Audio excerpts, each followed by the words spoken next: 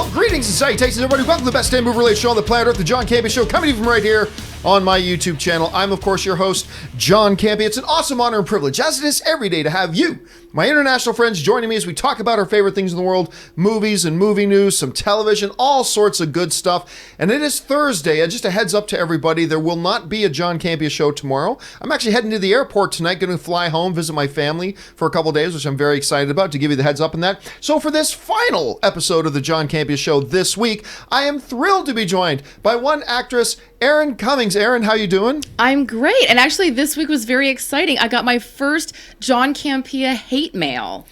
Oh, yes. Yeah. I did. A man boy got angry because a woman had an opinion. Yeah. And told me I need to be quiet and let the boys do the talking. But all the people on Twitter who have given me lots of love, thank you guys so much. I value you, and I value the fact that you appreciate my opinions. So, hater be damned, but hey, thanks for welcoming me into my club, because you know that you are winning when someone hates you. That's very true. Is that the quote? Is that a real quote? I'm not sure. I mean, it's the general gist of it. Yeah, something like that. And also joining us today is Chris Carr. Chris, how are you doing? I'm great. Erin, you're never going to catch a beau with that kind of attitude towards men, though. Oh, golly man. Moses. I'm looking for a boyfriend. I had a great experience with the internet this week, though. Thank you guys for sending me pictures of dogs and goodwill to my mom yesterday. Y'all are the best. It's so nice to open a DM that's not a penis. Thank you. Thank you so much. It is funny how I will sometimes get, look, there is an issue of sexism and racism in film fandom. There is.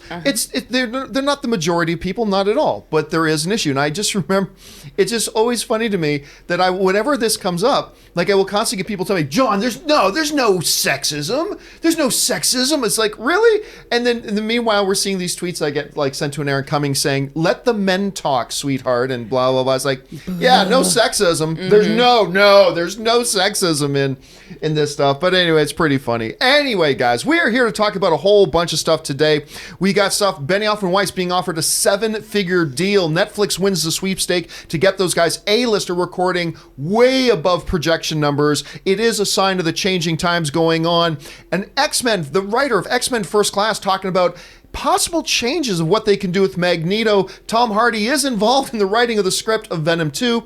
That and a few things more.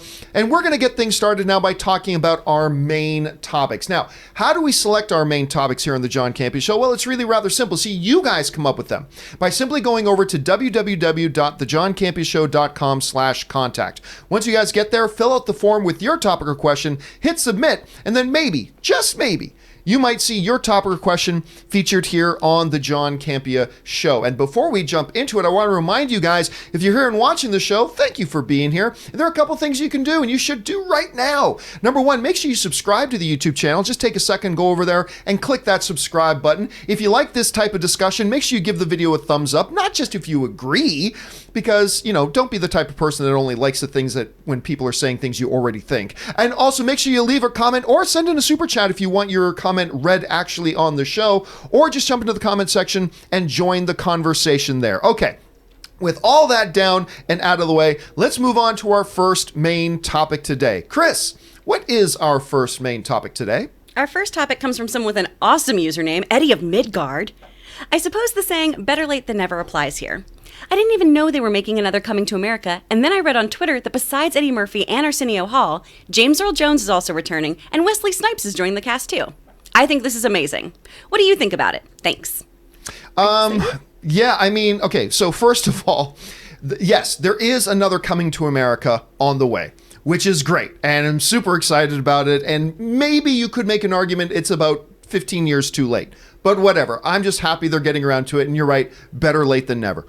Two separate interesting pieces of information came out yesterday regarding this, and that is the fact that, number one, they announced that James Earl Jones is returning, which is fantastic. That's great. He's back in The Lion King, and now he's back in Coming to America. I just sort of assumed, and I don't know why that I did, I just sort of assumed that they would just say the king had passed and Eddie Murphy's character has been king for a while, but I love the fact that he's going to be back in this thing.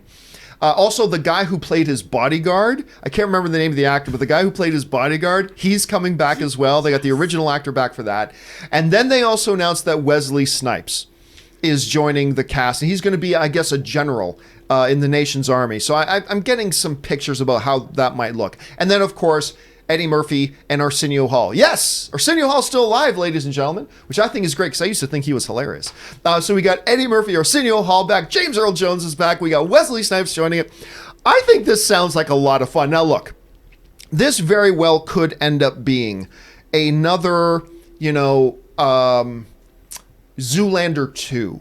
I love Zoolander, love it so much, was so excited that they were doing a second one and it just turned out horrible. Or The Hangover, the first Hangover, loved it so much. Or, Analyze This with Billy Crystal and Robert De Niro, which was awesome. And then they put out Analyze That.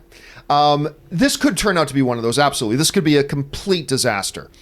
And I'm not saying it's not, but I cannot help but feel very, very excited about this. I loved the original so much. I grew up watching that movie, and these little additional castings, James Earl Jones being back, getting Arsenio back as well. This to me just sounds like a lot of fun. So I'm completely down with this. Aaron, you're hearing about this. Do you think, I don't know, maybe bringing James Earl Jones back is a mistake? They're going too nostalgic? Do you think bringing in new guys like Wesley Snipes?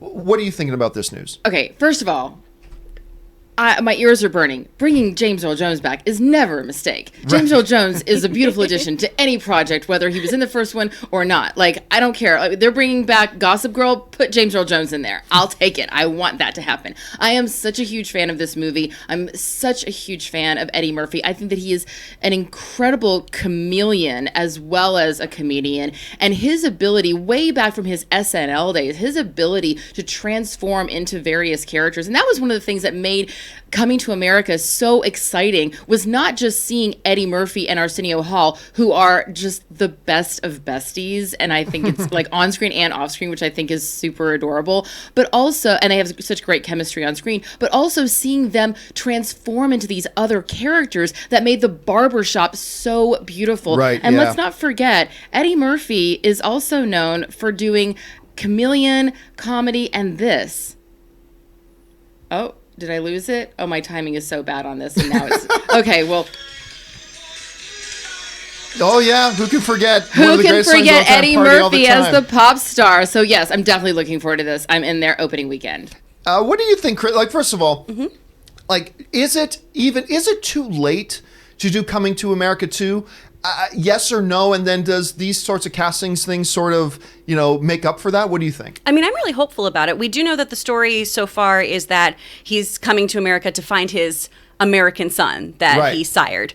And so that could be a really interesting story. Or it couldn't pan out. We'll have to wait and see. I loved that first film, though. It's so, so good. And I think the addition of Wesley Snipes here is a really, really great idea. And it just shows how well they work together on another film that just wrapped. My Name is Dolomite, or They Call Me Dolomite. Right, they've been talking a lot about that film. Which I'm really excited about that. That's going to be so fun. And Wesley Snipes going straight to work on another Eddie Murphy project, I feel like is a great vote of confidence, saying that like they worked really well together there. They're going to work really well here. I'm really optimistic about this movie. I think it's great timing. It's going to be fun. And going back to your point, John, I do understand the trepidation with Analyze This, Analyze That, and then Zoolander. I think the reason why those types of sequels fall into problems is because they go, oh my God, Zoolander did so well. We got to rush and do another one. And they rush through the script. They don't fully develop it. And it ends up being something that's not that doesn't have the same excitement or flair or freshness that the initial one does. The fact that there has been so much time, Eddie Murphy and Arsenio Hall and all the people that are involved have had time to ruminate over what would be exciting for people to see, and the fact that so much time has passed, we get to see them in a new iteration. Well, we're going to have to see. Guys, what do you think about this?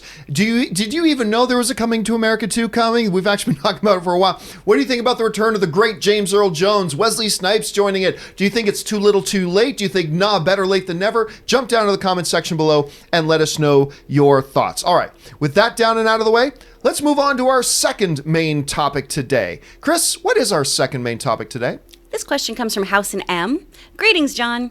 Did you see the deal that Game of Thrones runners David Benioff and D.B. Weiss just made with Netflix? Apparently, there were 6 studios bidding for their services, and Netflix landed them with a deal that in hundreds of millions of dollars to write and produce content for them. What are your thoughts, and do you think this will interfere with their Star Wars film? Thank you. # How do you feel about this deal? Well, I'm not surprised. Because lately there have been a handful of, content creators that have been getting big development deals. We've seen, Shonda Rhimes just signed a big development deal. Lord Miller signed a big development deal. It was no doubt that the guys behind Game of Thrones were going to get a big development deal. As a matter of fact, for 3 months, there has been a massive bidding war and sweepstakes to get these guys signed on.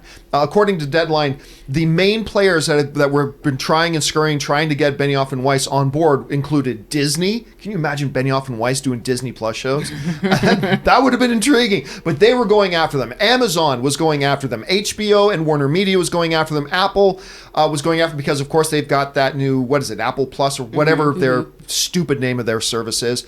So they've got that coming out. Universal and Comcast, they've got their own thing coming. They were going after them as well. And then, of course, Netflix ultimately wins the deal. Now, there's no specific numbers being given other than the fact that the deal for these two guys is in the hundreds of millions of dollars range. It is the 9-figure range. Now, whether that means it's 100 million on the nose, whether it means it's 500 million, I don't know. But it's a lot of effing money. It's more money than I currently have. It's, let's just say that. I mean, I have to go downstairs and double check my bank account, but I'm pretty sure, I feel safe in saying, their deal is worth more than I will ever have in my entire lifespan, or that of my children, or that of my grandchildren, all combined. So, again, it's no big surprise. And by the way, this is all coming on the heels of Game of Thrones Season 8 setting a new record for most Emmy nominations in history for a single season of television. I think like 39 nominations or something like that, which of course included several nominations for Benioff and Weiss. By the way, they were also nominated for Best Directors for the episode that they directed, as well as Best Writers and all that kind of stuff. So all this is coming on the heels of that. Aaron, this kind of feels like a couple of different things. One, obviously, this is other studios trying to capitalize on these guys' talent. That's clear. But it also kind of reaffirms that we've been seeing a growing appreciation, let's say, for writers in television and for these show creators and these showrunners. Because back in the day, you'd never see deals like this. And now we're seeing these outrageously huge deals for the people behind these shows. So, number one, what do you think about these two guys specifically getting a deal like this? And how do you see this kind of influencing, or is it a reflection of the influence that we're seeing that showrunners and show creators gaining more and more ground in this industry? Well, I think especially given what's going on between the writers and the agents right now, it's a big thing right now. People are not aware, definitely look that up. It's a whole much longer story than we have time for today. It's certainly a big vote of confidence for the writers and the creators of saying, these things don't magically appear out of thin air, and a lot of times the people who are reaping the financial benefits of these shows are not the people who have anything to do with actually creating or developing these shows. So I'm excited about the fact that writers are getting the awards, the credit that they should. The only thing that gives me pause, and I feel this way about Shonda Rhimes. She's brilliant. I love everything she does. I think she's fantastic. I just don't know how a showrunner is able to have their fingers in so many different piles and have them all be at that level. The last season of Game of Thrones, yes, it absolutely won a lot of awards, but they also fell under some fire for what they wrote outside of George R.R. Martin's material. There was some people in the public were maybe not so sure about some of the things that they did that were off the books. So I'm excited to see what they do. I think that they absolutely are worthy of the financial gains that they're bringing in, and it'll be very interesting to see what they can do with Netflix. And it's clear that Netflix also, when they say that they're scaling back financially on some of their new projects, they're focusing their money into known commodities that they know are going to bring in something bets. good. Yeah. Yeah, that's clear as well. And to go back to the question, I don't think this is going to affect their Star Wars work at all. I think they're going to get that done and under their belt, and then they'll turn their attention. Then they'll hire other writers to work with things too. So they will multitask. They will multitask. But remember, they've already been working on their Star Wars stuff for a while. Exactly. Like they've been working on the Star Wars stuff for a long time. So who knows where they are in the development of that. Chris, you're seeing this thing. I know you were a Game of Thrones fan. What do you think about this deal for these guys? I think this is really exciting for them. I mean, I'm one of the people who wasn't thrilled with this last season. I wasn't super, super jazzed about a lot of stuff. I thought it was very, very rushed. But the other seasons before it, I think were very, very well done. They're really great writers. They know what they're doing. And if they have time to really focus on a project, like they've been able to do with their Star Wars one, they've been working on that for a long time. And Star Wars, also, guys, that's not something you're going to back burner. You're going to put your focus on that and get it done and do it well, no matter how you feel about The Last Jedi. But I think it's going to be a good thing for them. I think Netflix should maybe focus a little of their money that they're putting into things on their marketing. But, you know. And they're actors. Yeah. Maybe I'll know about a show before it comes out for once. That'd be neat. Instead of it just being like, hey, Chris, maybe you'll watch this. You just finished Narcos. Watch this. I never cease to be amazed how many times I get messages either on Instagram or Twitter from people saying, or here on the show, hey, John, have you been watching this show on Netflix? And I'm like, I've never even heard of it. But you know who doesn't do that? HBO. Every time there's a new show on HBO, you'll know about it. Because absolutely. HBO will make sure you know about it. And it's great that Netflix is putting out 75 new TV series a year. If you don't let anybody know that they're there, what's the point? Exactly. So I do hope they get on board with that. And, you know, by the way, I am one of the people that absolutely adored season 8 of Game of Thrones. Although even I admit it did feel rushed. Shouldn't have been 6 episodes, but I thought it was bloody fantastic. I liked it. But I know a bunch of other people didn't. What do you guys think about this deal? Are you surprised? Are you surprised that all those studios were going after them? Are you surprised by the number they got? Are you not surprised at all? What do you think about all that? Jump down to the comments section below and let us know your thoughts. All right, with that down and out of the way, let's move on to our third main topic today. Chris, what is our third main topic today? This is from Jenna Nestor. Hi, everyone. Because of your recommendation, we went and got ourselves AMC A-List memberships. Nice. And you're absolutely right. It's the best thing to happen to movie fans. We go to movies at least 6 times a month now, when before we used to go half that. Just read on Variety that AMC nearly doubled its projections for A-List members, as they have almost 1 million subscribers now. How much of an impact do you think this had on the industry? Thank you for the show and all you guys do. And you are such an A-list evangelical. You are always telling us the good work of the A-list. How do you feel about it? How do you think it's affecting everything? You know, it's kind of funny because look, this is one of those things where you just got to call it like you see it, right? I have previously, everybody knows, I have worked with AMC theaters in the past, and I adored my time and I loved my time with AMC. And overall, as a company, I think the company is fantastic. The HR department at AMC theaters, in my opinion, though, is a bunch of demonic, bottom-dwelling, bottom-feeding, sniveling sycophants that could, quite frankly, just disappear. You know, they'd be a great candidate for Thanos' snap. But other than that, so there is all that. Now, that being said, when they came out, when they first introduced the concept of A-List, I remember I wrote right away to the chief marketing officer at AMC, who I still know. His name's Steven. And I just told him to say, dude, this is like the most brilliant thing you guys have ever done. This is amazing. This is going to catch on. Now, they projected that in the first year of operation, they would get up to 500,000 subscribers.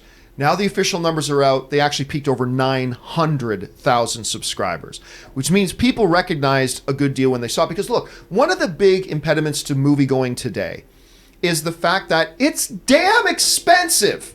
No matter where you live, but particularly if you live in a place like LA, where if I want to go see a movie at AMC Prime on a Friday or Saturday night, I'm spending $24 for one ticket. Yep. One ticket. Not to mention, I've got to have my popcorn and soda, and that can be expensive, and I get it. That's where movie theaters actually make their money, so I understand that. But still, it's expensive. It gets up there. When you can offer the movie-going audience, say, hey, look, at the time it was $20 a month. Now in some places it's $22 a month, and they upped it in places like New York and Los Angeles up to $24 a month, because of the expense in these places, and I'm fine with that. That means for somebody like me, I go to a movie once, and it's paid for itself already. Now, if you are somebody like me who will go down to your local AMC theater 6, 7, 8 times a month, it really pays for itself, and it's a great deal. And the advantage that an AMC has over something like a Movie Pass, because a lot of people would say, well, John, why is it going to work for AMC when it didn't work for Movie Pass? Remember what Movie Pass tried to do? Movie Pass's whole strategy was to have this ridiculously low offer to amass as many users as possible and then use that user base as blackmail to try to strong arm and force studios to do marketing partnerships with them, and movie theaters to cut them in to a percentage of their concession sales. That was one of their big things. They were trying to strong arm the movie theaters to say, you got to give us a certain amount of percentage of your concession sales. Because MoviePass knew the only way this really works is with concession sales. Because that's where the money is. AMC Theaters doesn't have to worry about that. They want to bring you into the theater, and yes, they count every time you use your AMC A-List, they count that as a $9.80 movie ticket sale, something along that, for the accounting, and remit the money back to studios and whatever that. But what they're more concerned about is just getting you into the theater. So you go and buy that 5,000% upmarked popcorn, and you buy that 3,000% upmarked thing of soda that I do every single time, like the good little sheep that I am. And that's why it works for them and it doesn't work for others. But the most important thing here is that it offers value to the consumer in an era when value of going to the movies has come into question. And that's why I think they've nearly doubled the amount of things. That's why we now have Regal with their unlimited plan. That's why Cineworld in the UK has been running their program so well and so effectively for 10 years. And this really is the future of it. Now, look, if you're somebody that goes to the movies once a month, this isn't the plan for you. Then it's not really worth it to you. But if you are somebody like probably many of you who watch a show like this, and like me, that you go 3, 4, 5, 6, 7, 8, 9 times a month, the value is, would beyond dispute, not to mention the fact you don't have to pay for online fees. You can book your tickets in advance. There's no limitation, unlike Regal Unlimited, where you got to pay an extra surcharge if you want to see 3D or their 4DX. With AMC A-List, it's all counts. You can go to IMAX, you can go to Prime, you can go to 3D. It's just such a good deal. And I, for one, am not surprised in the least of the success that they're enjoying with this thing. And I can see them by the end of next year being up to over 2 million subscribers. I really can. So anyway, Aaron, you're seeing like this type of program. This is a ridiculous kind of success story when you're almost doubling initial projections. Are you surprised by the results that they're having? And do you even see the value in something like this? Or is it better for most people just to continue going ticket to ticket? To be honest, I am surprised. And the only reason I'm surprised, not because it isn't a great value, it absolutely is. The reason I'm surprised is because we are in a digital age when people are not even going out and meeting other people anymore. They're just swiping on their phones to meet new people. So the fact that people who have the luxury of being able to watch movies not that long after they're in theaters on their iPad or on their television, their 72-inch flat screen television at home, but they're willing to get up, get dressed, get in their cars and drive to a theater and have the theater experience, which is the way that movies are supposed to be seen, and it's the way that movies are filmed to be seen.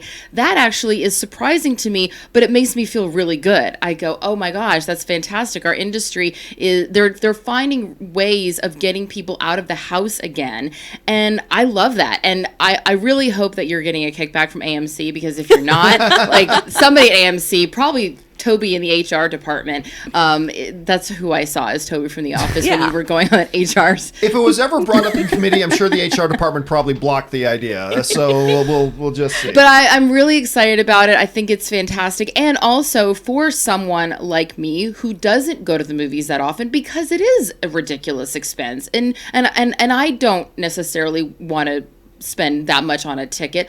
I would absolutely do that. And then I would be more willing to spend more money on concessions. Although guys, please give me something else in concessions.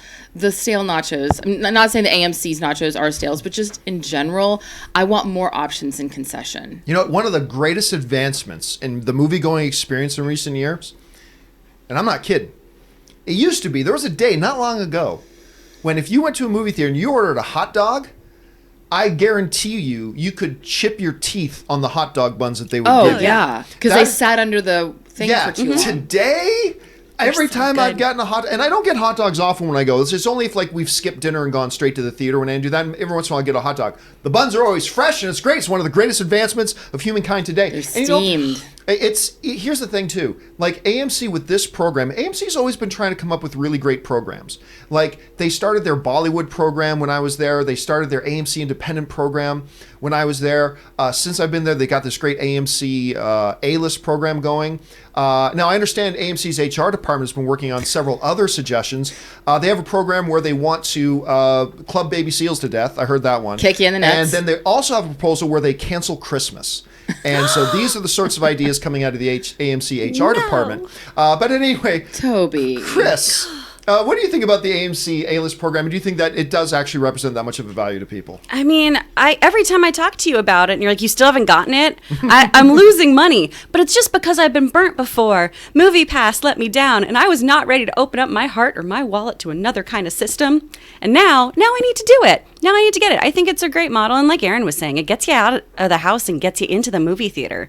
Because, yeah, when you're looking at like a $30 day date to go see Stuber, that doesn't sound like the best time. And back to those hot dogs. Oh, man, now they also do this jalapeno dog. Yes, that, they like, do. oh, it's so good. It's so good. And back in the day, like that was just guaranteed you were going to get sick and miss half your movie if you have a movie theater hot dog. And now, you get that. You get your dibs. You get some popcorn. Yeah, movie theater hot dogs used to be just one step above gas station sushi. Yeah. As far as the overall health benefits go. But yeah, there's that as well. Anyway, guys, listen, what do you make of this? They nearly double their projections. And by the way, Regal is already announcing that just with the launch of Unlimited, that their launch was way bigger. They're not giving out their specific numbers, but Regal Unlimited is now also saying that their launch was way bigger than expected. This seems to be the growing trend. How many of you guys actually have either a Regal Unlimited now or an AMC A-List, or maybe you live close to a Cinemark and you're part of the Cinemark Movie Club. Maybe you live in the UK and you're part of Cineworld. What do you guys think about that? And do you think this really is a sign of the future of the movie-going experience, having monthly memberships? Because right now, I think it's working. Anyway, jump down to the comments section below and let me know your thoughts. All right, guys. With that down and out of the way, let's move on to the fourth main topic today. Chris, what is our fourth main topic today? This is from Brent Lazinski. I remember last year you discussing the need to update the Magneto character since surviving the German concentration camps wasn't viable anymore due to age and time.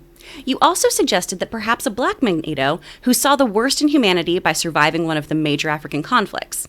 Looks like X-Men First Class Writers Extends agrees with you and is pushing for Breaking Bad's Giancarlo Esposito.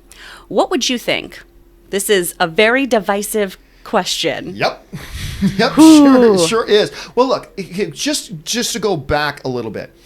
About almost a year ago, not quite a year ago, Rob and I, we did have a discussion that came up about what would we think about a black Magneto. And the reason that came up was strictly because, okay, when the first X-Men movie came out, I believe it was 1999, when the first X-Men movie came out 20 years ago, we had the greatest opening, what I still believe is the greatest opening of any comic book movie ever. A young Eric in a German concentration camp being torn away from his family. It's like, it was a wake-up, bell that rung throughout the movie industry. It's like, comic book movies can be like this. It was amazing and incredible. But 20 years ago, that meant you had to have a much older than we're used to Magneto, played brilliantly by Sir Ian McKellen. That was 20 years ago. And the issue came up, is like, if you're going to do X-Men now and today, unfortunately, the German concentration camp origin thing doesn't work anymore, because now we'd be looking at a 90-plus-year-old Magneto. And I don't think that's where we're going to be. So the issue came up was, well, what other human tragedies? Because really the important thing about Magneto isn't that he was in a concentration camp, it's that he was in the situation of an atrocity that exposed him to the absolute worst of humanity. And there have been other situations like that, and the conversations come up. Well, anyway, X-Men First Class writer Zach Stentz recently came out because there have been some reports going around that Giancarlo Esposito was being looked at for the MCU. Zach Stentz, again, who is connected with the X-Men universe, he took to Twitter and said the following: Esposito is a brilliant actor who could play nearly any role. But if you wanted to reimagine Magneto as a Tutsi, survivor of the 1994 Rwandan genocide, he'd be pretty amazing. Now, for those of you who don't know much about what is he's talking, back in Rwanda, it was basically two main ethnic groups. I believe it was the Hutu and the Tutsi. Mm-hmm. And they had Eddie reports from 800 to over 1 million people were slaughtered in under 3 months. Not over 20 years of conflict, not over whatever. It was almost 1 million people slaughtered in 3 months. And at the time, in that government, you actually had to have your ethnicity on your ID card. Whether you were Hutu or Tutsi or whatever, you had to have that on. And they were literally setting up roadblocks, checking people's ID. And if they had the wrong ID, they pulled them out of their card and butchered them with machetes. I mean, that's what it was. Neighbor was killing neighbor. Husbands were forced at gunpoint to murder their own wives if they were a mixed marriage. It is just one of the most brutally horrific things, truly showing the worst side of humanity. And there have been a few of those examples. So he's talking about the idea of, okay, we need to update Magneto. We can't have a 90 plus year old Magneto at this point. And by the way, I reject these notions of, well, just say mutants age slower. That's not what mutants are, okay? Don't do a complete departure of what an entire character group in the comics are just to hold on to one character point. You're changing everything. So no, I reject that notion completely out of hand. Anyway, so he's basically saying that. So if you were going to say like a 25-year-old Eric, and we still make his name Eric, living in Rwanda, saw this and was exposed to this, that's the type of event, much like the concentration camp, that would burn him and infuse into his soul his absolute distrust and hatred and disdain for humanity in the light of the glory of Homo superior. It's the exact same thing. And my argument for this, guys, has been this, is that if you look at the Batman origin story, it's not the fact that Batman's parents were shot in a back alley that's important. The important thing is that his parents were murdered in front of him. It doesn't really matter to me if they were shot in a back alley, or if they were shot at Disneyland, or if they were shot in a restaurant while dining somewhere in Gotham, or whatever. The point was he saw his parents murdered in front of him. And to me, the important thing about Magneto... Now, don't get me wrong. If this was an issue, I say stay with your original story. Absolutely. Practicality doesn't lend itself to that here. So I'm saying the important thing is that Eric Magneto is a guy who has to have had that defining moment when he was younger, whether it was when he was a child or when he was in his 20s or whatever, that truly turned him to his current path in life, which is Homo superior over Homo sapien. And a complete loss of faith in it. And I think you can do that. In that light, a guy like Esposito to play Magneto in that sort of a thing, magnificent. I think would be absolutely magnificent. Now, I've had a few other people suggest some other names too. I keep forgetting the name of the actor. He was just in Godzilla King of the Monsters. He was the patriarch of the Lannisters. He was the Lannisters' dad who got shot with the arrow in the toilet. I'm trying to remember the actor's name. I'm freezing on his name. I'll find it. A lot of people have been saying, hey, that dude, find like one of the European atrocities and make that do that. That would work as well. I'm totally good with that. But I just think one way or the other, we've got to move and adjust off of that. And when you understand that and accept that, then the suggestion from the X-Men First Class writer of a guy like Giancarlo Esposito becomes, to me, profound.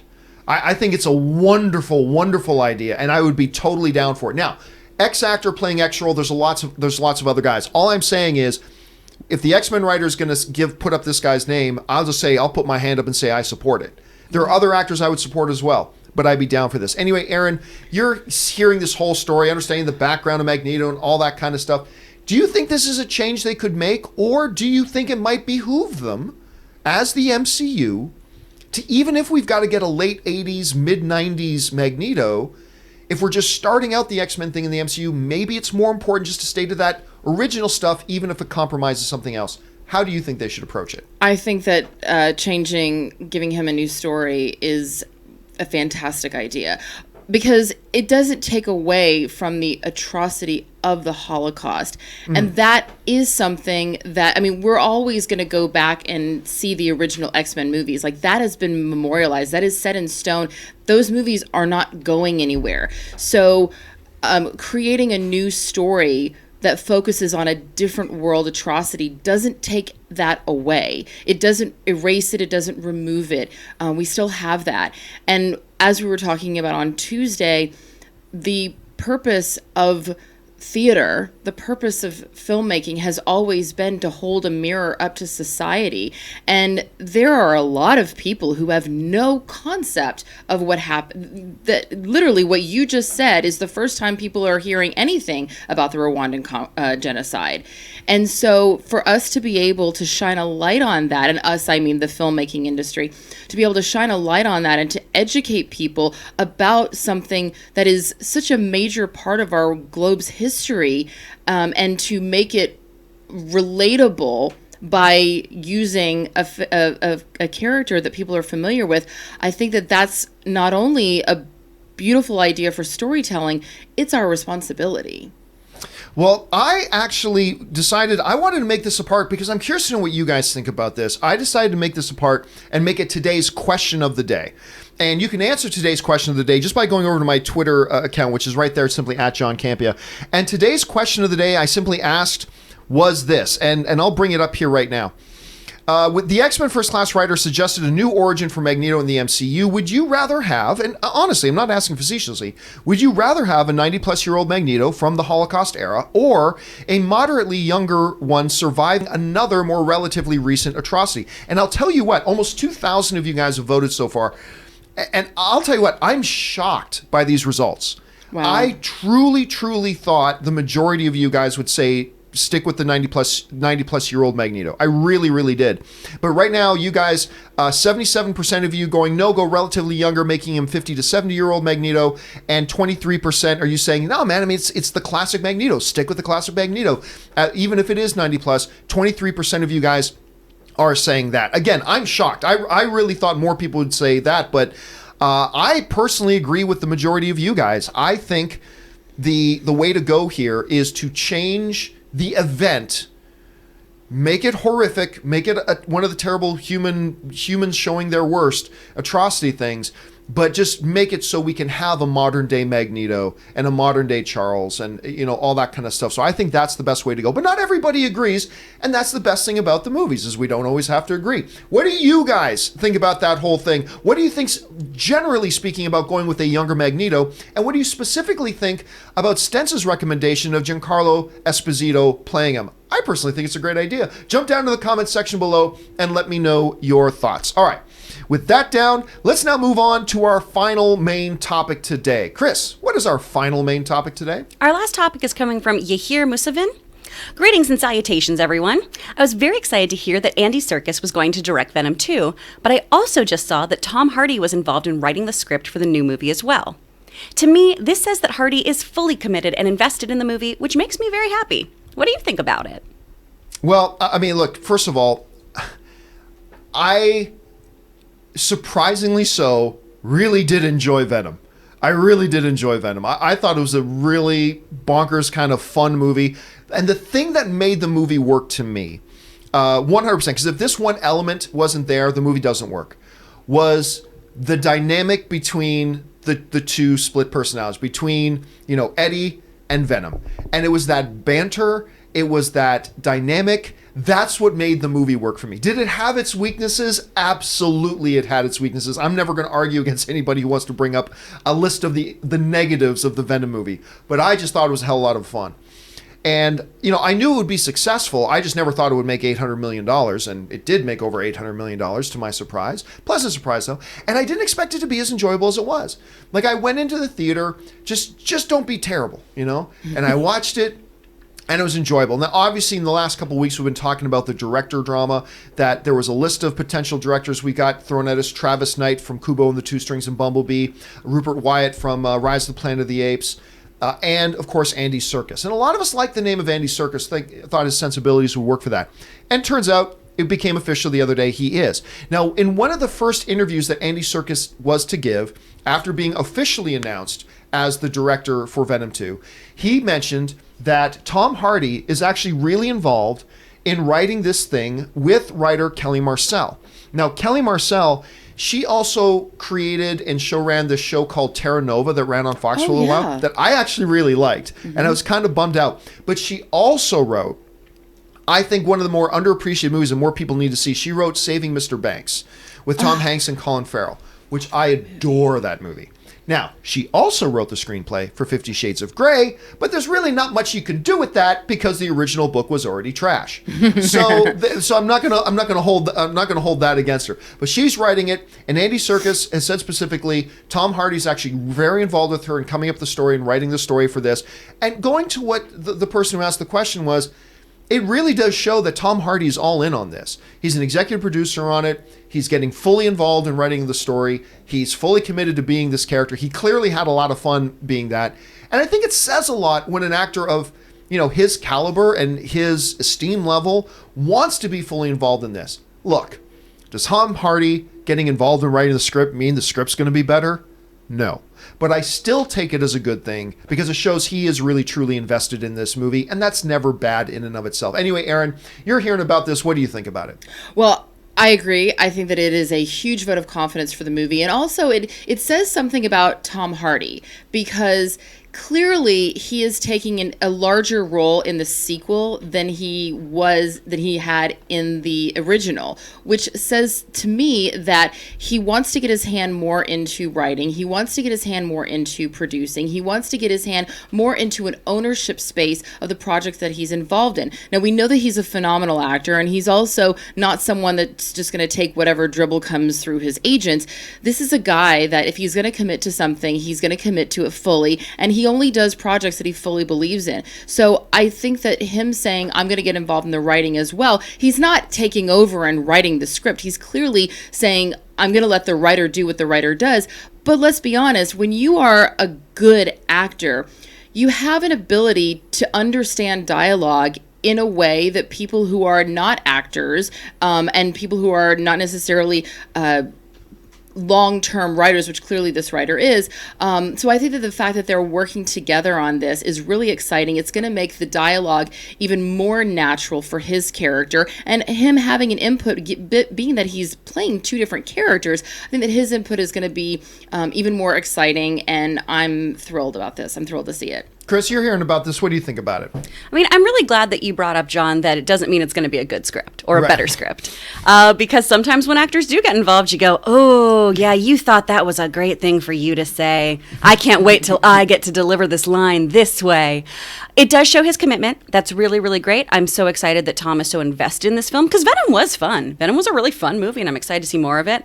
I'm way more interested in Andy Serkis's involvement in all of this. Right. To have somebody who is so good at playing the duality of a character and being able to direct someone not only on that mental state, but on the physicality that can come with that. He's so good with his own instrument, his own use of his body and movement and voice that I'm really excited to see what he brings to the table. And if we don't get a couple little Easter eggs of we hates it and things like that, what are we even doing here?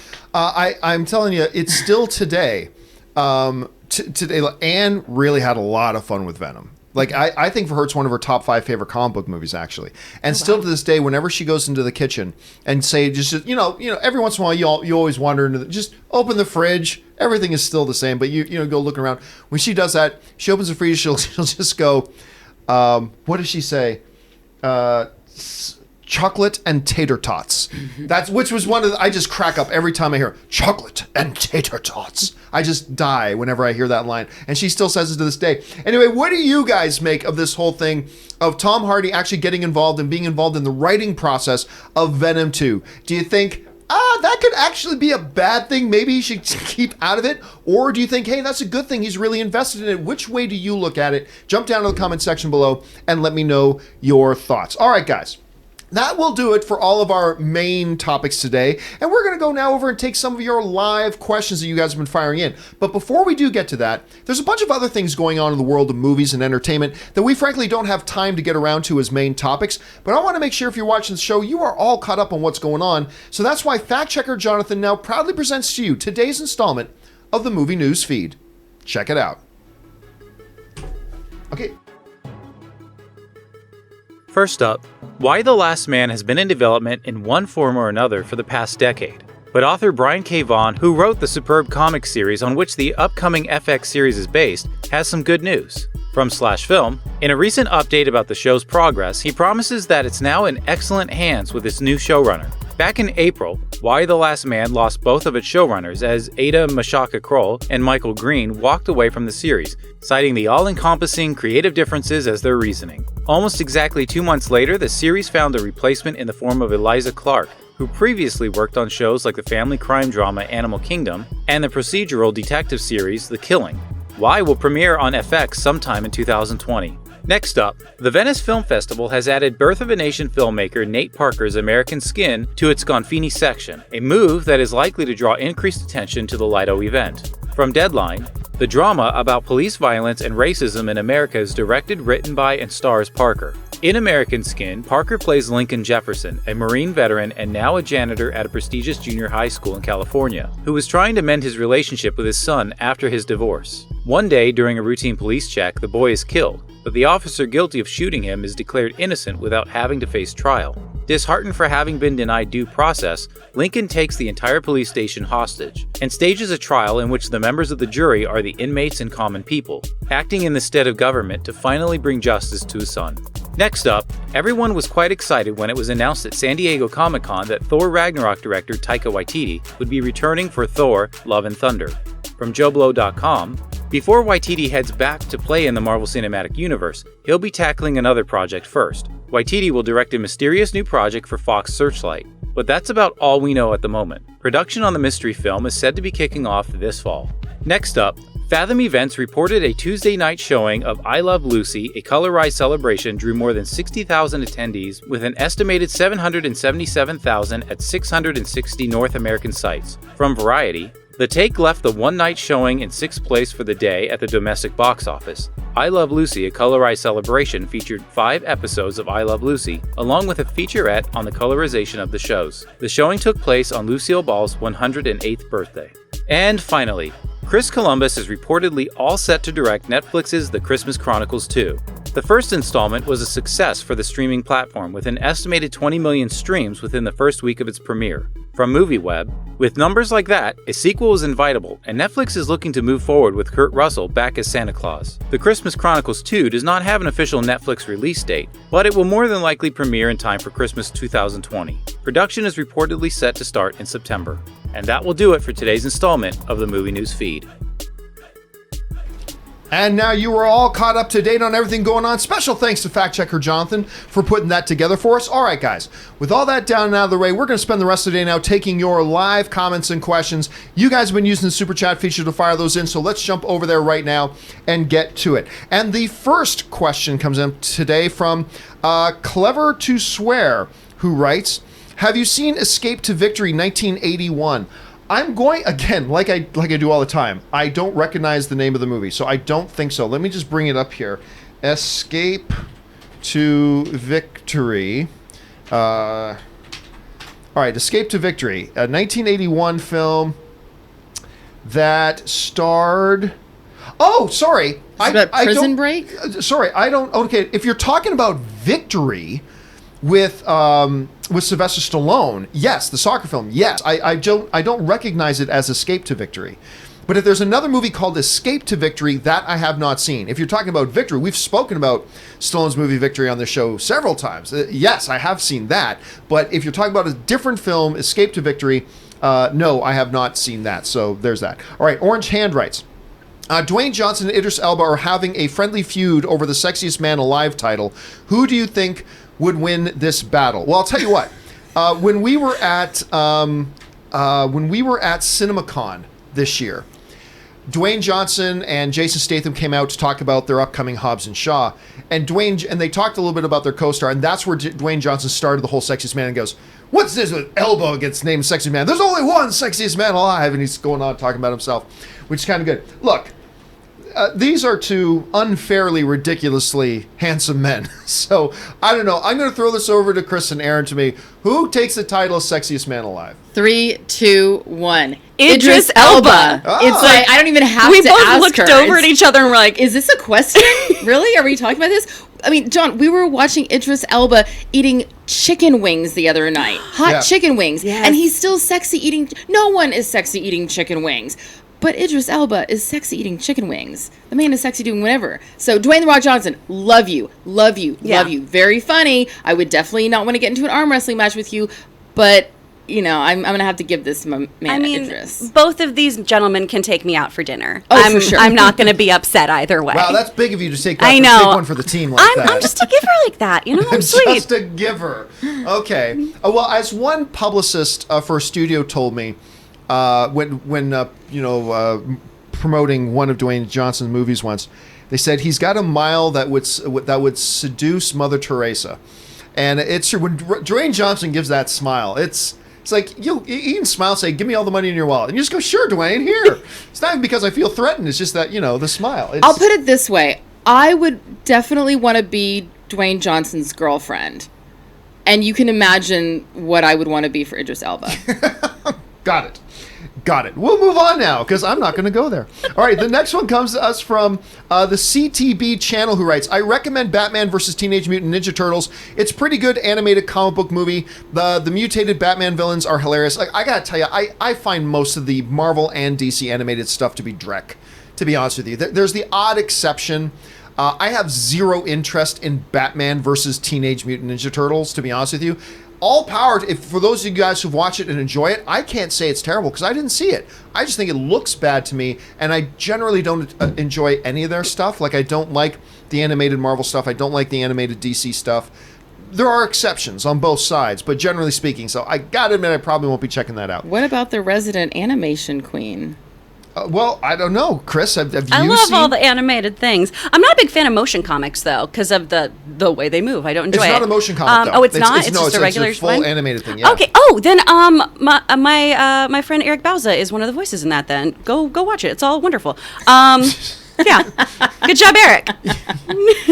So there's that. Okay. ZOMG Ruler writes, YouTuber Louis Linkara Love Hog thinks Trunks-less Superman is a betrayal of the character in any iteration. I want to know what you think about this. Well, I don't care what any YouTuber thinks about anything. I don't care. So whoever that is, I'm sure they're wonderful. I don't care what other YouTubers think about something.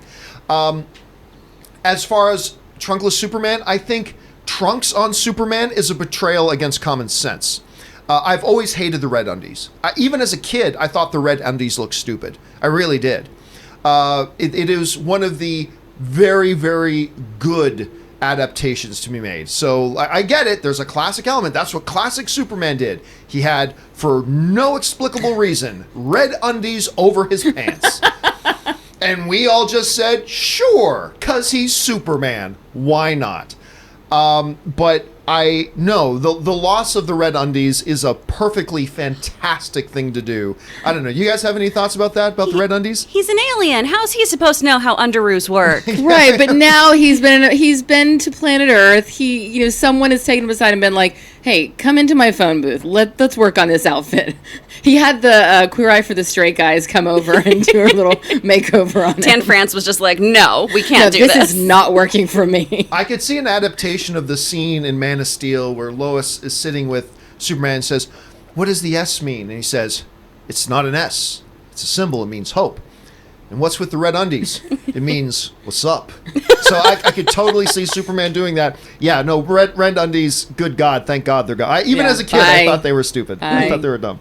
Okay, let's see. Clever to Swear writes, people want Magneto back pains and dementia. I always wanted to know where he places his teeth before bed. Oh, come on, man. That's what people want, it seems. No, again, I'm shocked. I'll be honest with you, when I put that poll up, I really expected to see like 80% people wanting, stick with the original Magneto, even if that means he's got to be 90. I am shocked to see, because you guys hardly ever agree with me on these polls, but I'm shocked that right now we're at almost at 2,200 votes, and it's still holding. 77% are saying, yeah, 50 to 70-year-old Magneto, 23% are saying 90 plus. But hey, again, listen, I'm saying go for the younger iteration, but I can see the merit of some people saying, look, if you're launching a new Magneto, start with the classic and then move forward from there. I can see that argument. I disagree, but I can see that argument. There's something to be said for that. James Welsh writes, thoughts on Annapurna going into bankruptcy?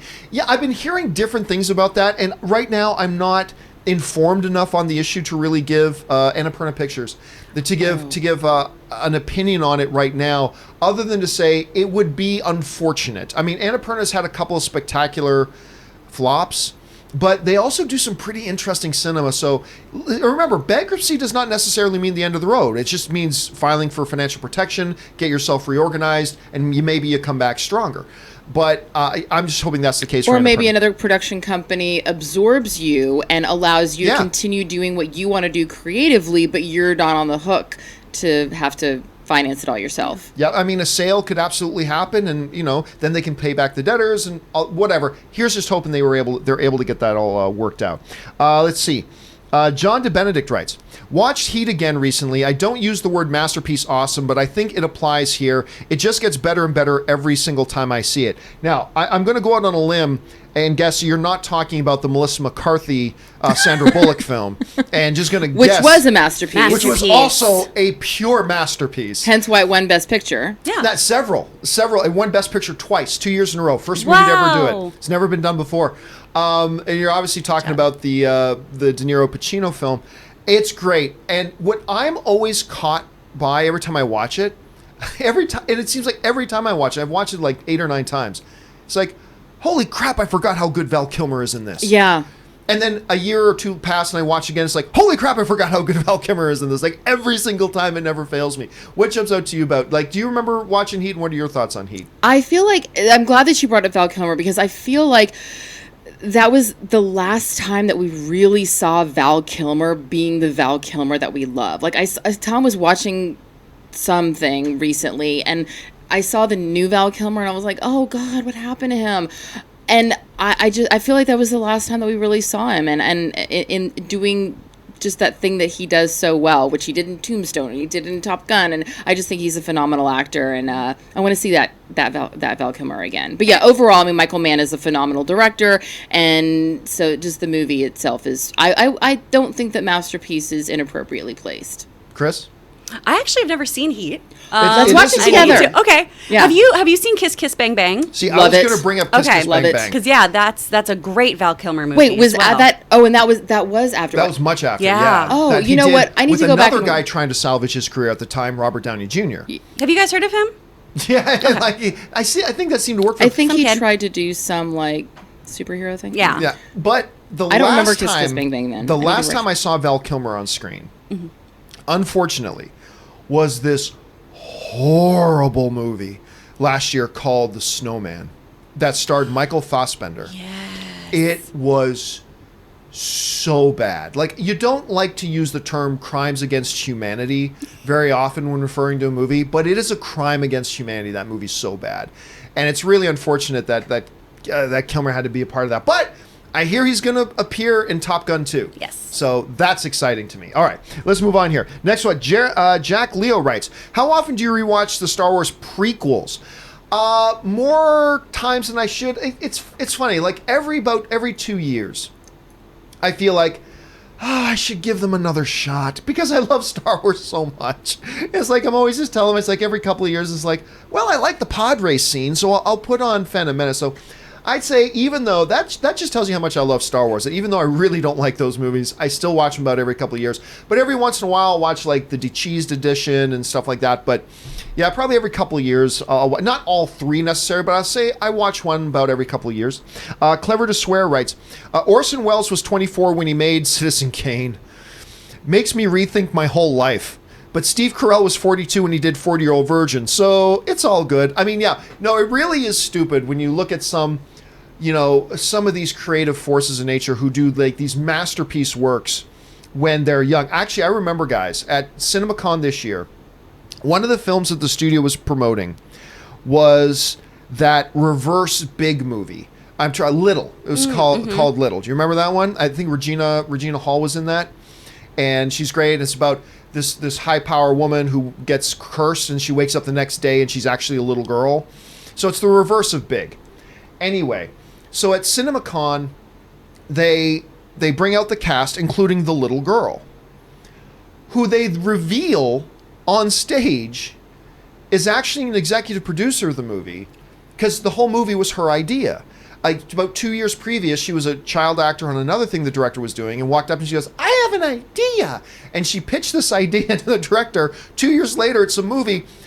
And I think she's like 11 or 12. Mm-hmm. Not only did she get an executive producer credit on the movie, and she starred in the movie, she got a first look deal with the studio at 11 or 12 years old. And I'm sitting there, me and Robert Meyer Burnett are sitting there, and we're looking at each other. It's like, cool. We're going to go eat at Chili's after this is done. Yeah. How's that? She's like that girl. She's like the girl in Game of Thrones that ended up killing the. She's the best character in that show. Yeah, she's a Mormont, I believe. I think she. What was her first name? Oh, the little one. Yeah. The little one that Something kills the White Walker giant. Oh yeah. I just remember she was Jorah's cousin or something. Right, and then like she that. takes over the. But you know what was also great about her is she was originally not supposed to have a very big part, but she was so good when she first came in. This is one of those examples of a guest star all of a sudden having a much bigger part. She was so good and blew them away. They were like, we have to just keep bringing her back. And then because they loved her so much, they said she needs an epic death scene. She needs a big so they wrote that death scene for her specifically because she just blew them away. Fun fact, she can also break dance. What? Yeah. Yeah. Did you not see the video of that on YouTube? No. Oh, we have to watch it. It's like, it's fuck crazy. That kid, because that kid is like one of the great actors on the planet. She's like, look, I used to be a pro breakdancer. Wait, you, John Campea. I used to breakdance for money. Yeah, I kid you what? not. My brain just exploded. Please tell me. Okay, oh my God. That is what we need to be watching. Yeah. Like the girl from Game of Thrones. Fuck her. I want to see John Campea. My breakdancing name was Pisces. Pisces. And I was in a crew. Is that your zodiac sign? I was in a crew called the Zodiac Crew, and we all gave ourselves names by zodiac signs. And yeah, we used to. Anyway. Wait, did you wear parachute pants? Oh yeah, I wore parachute pants. Yeah. And high top Reeboks. Yep. And I had like windbreaker outfits, and my buddies would walk around with folded down cardboard boxes so we could throw it out at the mall. And the boom boxes. Oh yeah. Oh yeah. And did you date girls that wore Swatch watches and Jelly Band bracelets? And Z Cavaricis. Oh, trust me, I was a child of the 80s. Which brings us to our next question, Do you guys by the way. remember Sun In? Yeah, I would spray it on my hair, and then I'd stand there holding my hair up so I could just get like one streak. So one streak of blonde. What I did was I shaved out lightning bolts in the side of my hair. You were that guy. You were that guy. Sun in on it, so that part was blonde. And did you also like shave the things in your eyebrow like Vanilla Ice? No, I never did that. Okay, that was edging towards the 90s. So but anyway, this kid who's not only such an amazing actor. If you guys haven't seen this yourself, look at I can't remember the actress's name, but look it up online of her breakdancing. It's stupid. It's so like good. it's ridiculous how good this kid is. And it's just like, look, I believe the universe is in balance. And when one little frickin' pissant kid gets so much of the pure talent, it leaves less for the rest of us. It's so unfair. Well, she probably has a lot of downtime on Game of Thrones. Like, there's a lot of actors. So, they're doing someone else's coverage. She's like, I'm just going to learn how to do that. And then I'm going to do that. Anytime you're feeling down, though, guys, think about Orson Welles doing those wine commercials. I mean... But yeah, 24 makes Citizen Kane. What did I do? All right, Clever to Swear also writes, just curious, did you grow up listening to 80s rap? Oh, absolutely. Have you heard the last conversation? Clearly. Oh, yeah. Houdini, Kool Mo D. I was really into Kool Mo D. But are you going to join me for Rapper's Delight? I said a hip, hop, a hippie to the hippie to the big bip bop. You don't stop. Said I am the one to Mike, and I'd like to say hello. Grandmaster To the black, to the white, Flash. to the brown, and the to the black, to the black, to the white, the red and the brown, the purple and yellow. I said, got a bang bang. Grandmaster Flash, the Clearly, I Furious should not 5. be rapping. Obviously, Run DMC. Run DMC are iconic. Beastie Boys, Licensed to Ill. I still remember watching the first time I watched those guys. But anyway, yeah, That was my I first listened cassette to. tape. I listened to a lot, but I was really, really into young LL Cool J. I was really into Kool Mo D. I was really into Houdini at the time. Run DMC was obviously the best one to me. But anyway, yeah, there was a bunch of them back then. I had my first sex dream about LL Cool J. Aww. We were in China. I woke up and I was like, what was that? And then I met LL Cool J in person, and I was like, oh my god. Don't call it a knockout. Oh, I was about as red as I am right now, and he was looking at me. I was like working with this company. I needed him to like sign this thing, And I couldn't even look at him. And I was like, he's reading my thought bubble. He's reading my thought bubble. He's reading my thought bubble. And he just looked at me and he was like, what's up, girl? I was like, don't look at me. Don't talk to me. Right now, LL Cool J is somewhere watching the show and going, really? Ladies love Cool J. Oh, I love LL. Did you ever see Deep Blue Sea? Yes, of course. And he's the chef Oh, he's so funny in that. I love that. I think he was great. Anyway, okay, where are we at here? The Sextuplets trailer with Marlon Wayans bad. I haven't even heard of it. So, but now I'm morbidly curious. I'm morbidly curious to see that. All right, Kevin Lewis writes, if African Magneto, South African white Professor X, it's an interesting question because I don't know. Look, what is key and important? Because remember, if you do go with an African descent Magneto, it doesn't mean you have to have a Professor Xavier who also came from that. Because remember, Professor Charles Xavier in the classic story doesn't come from Germany or the concentration camps or anything like that. He's, from a completely different cultural setting. So you can do that. It would be interesting if you did a Black Magneto, it doesn't have to be a Black Charles Xavier. It would be interesting if you did, because remember, Stan Lee always said that Magneto and Professor Charles Xavier were an allegory for Malcolm X and Dr. Martin Luther King. And so it would be interesting to do that, but I don't think if you did go with a Black Magneto that in any way does it necessitate that you need a Black Charles Xavier. All it needs to be is that for whatever reason, in whatever way, they formed a real bonding friendship earlier on that then later they parted ways because of their different philosophies of how Homo superiors should approach the world. One thinks they should dominate the world, one thinks they should learn to live in harmony with the world. And eventually they part ways. As long as you do that, then you're cool. But it doesn't mean you have to have them from the same cultural context, because the existing ones don't come from the same cultural context. So that's something to keep in mind. All right, Captain Confidence Entertainment writes, I love Lucy colorized event at AMC was amazing. Yeah, fact checker Jonathan was talking about that. I didn't even know about it. That would have been great. Yeah. Because I watched a little bit. My mom would put on I Love Lucy reruns when I was a kid, and I just thought it was the coolest thing. So that would have been really fun to see. I'm a little bit jealous of you, Kevin, that you had a chance to go see that. All right, that was Captain Confidence. Kevin Lewis writes, 2 of 2, even though Professor X was anti-apartheid. Again, just going back to what I said before, they don't need to come out of the same cultural background, so they could do something completely different. Angry Irish Benjamin writes, I don't think Magneto should be Black because he's one of the very few openly Jewish characters in comic book history. Jews are even more starved for representation. I don't know. Kitty Pryde is Jewish. What's that? Kitty Pryde is Jewish. And Shadowcat. Yep, and there are others. Yeah. But you have to have, more important to me than his specific ethnic background, you have to have that traumatic experience that would turn his entire belief in the human race off. And I just don't think you can do that given the era. I just don't think you can do it that way. So, I mean, hey, there's nothing to say that. I don't know. I mean, it's a valid point. It's a valid point, but I think you have to be more true to the character, and that event was more important to the formation of the character, I believe. The Jewish heritage part plays directly into the traditional background of the character, but if you're taking that context out, then his specific ethnic background becomes less important.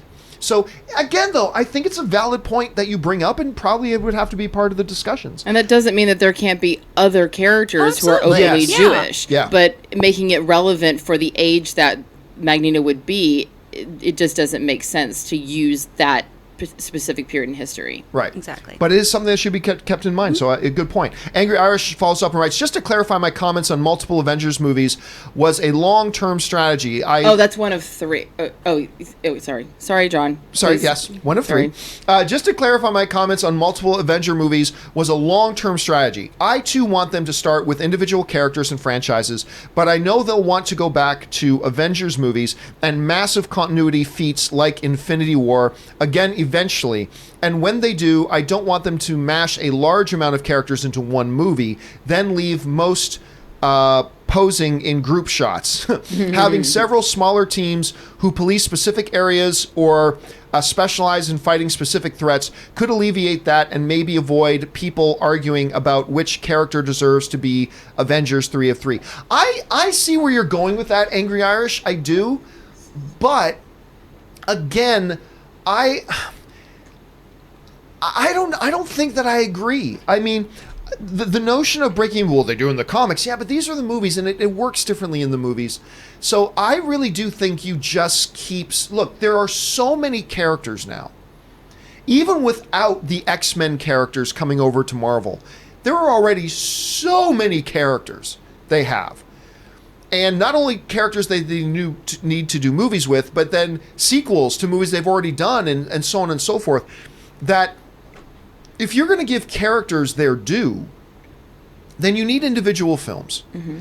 And if you want to do the odd little crossover thing like Scarlet Witch being in the new Doctor Strange, great, that's wonderful. But to take away from individual building films to have these smaller Avengers teams, and by the way, if you're going to do an Avengers movie, if you're Marvel, do you really want to do one that's 6 B-level characters, or do you want to do one that's 12 and 15 A-listers that's going to make another $2 billion?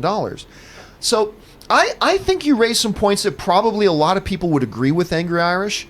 I'm going to say, though, that I happen to be on the other side of that. I say stay focused on individual filmmaking, the odd little crossover, and then every 3-4 years, pull out the big Avengers gun and do it that way. I think you raised some valid points, but that's why I'm on the other side of that. Chris, you're seeing that. Do you think there's merit to maybe doing, every couple years a smaller, like a West Coast Avengers or smaller little things like that, and then maybe every 7 or 8 years do a big one? Or how would you approach it if you were Marvel? I mean, I definitely can understand why people want to see that, because the comics do that, and that's really, really fun. But I do think the individual stories and the individual characters have to be really well established for those crossover events to work. And so then having a build up to a small crossover and then to a big crossover, that just kind of mushes everything down. It kind of waters down the entire experience. And what's really cool, though, Angry Irish, is we get to go back to the comics and see all of that. Sometimes things don't translate well from one medium to the other. Yeah. I think this is one of those things. And then we get the added bonus of getting to tell our friends, oh my gosh, well, if you read this part where all these young Avengers got together, oh, this is really, really cool, and I'm excited to see how that influences the movie. Like, we still get to share that knowledge with our friends and convince our friends to go read comics, which is the best thing you can do to your friends. Get them to go to your local comic shop. Get them to go buy stuff. Print media is awesome, guys. Go get a comic book right now. Do you think that it could work if it was done as a Disney Plus mini series, maybe a short 6-episode series where there was a smaller group, and then that way you could further develop some of these B characters for the eventual big mashup? Oh, I really like that. Well, the thing is, thanks, Chris. You're welcome. The problem, of course, is that with Phase 4 that Kevin Feige already announced. Mm-hmm. They're already using Disney Plus for that. So it almost feels to me like even just to get through all the individual movies you got to do, you have to leverage Disney Plus already. Yeah. And I remember Netflix tried doing something like that. They did the Defenders. Yes. Where it was Daredevil and Luke Cage and Jessica Jones and Iron Fist and we're going to bring them all there. And that didn't actually work so well for Netflix. I actually liked it myself, but it didn't do nearly as well for them as they were kind of hoping. It didn't have that kind of pop. And I just don't know that smaller teams and things I don't know if Kevin Feige's convinced that'll bring the attention that they think it would, when you could instead be using that money and that time and that talent to make another one of the standalone films to establish a new character. But I don't know. I think you raised some good points, and maybe there's more discussion there that needs to happen, Angry Irish. Excellent topic, my friend. Excellent topic. All right. Angry Irish also follows up with, I don't want Magneto to be another American. Well, he also played with a euro, so... What's that? He paid with a euro. Oh, there we go. He's obviously Irish. I mean, Magneto wasn't American I mean, Another the American. existing one, he wasn't an American anyway. Yeah. Or are you saying you don't want him played by another American? Well, Ian McKellen isn't American. Right. And neither is The I don't character- understand that. The character was neither American nor was the actor who played him. So, I mean, there's that. Ryan B. writes, wasted opportunity to not have Aaron Paul as Magneto. Yeah, bitch, magnets.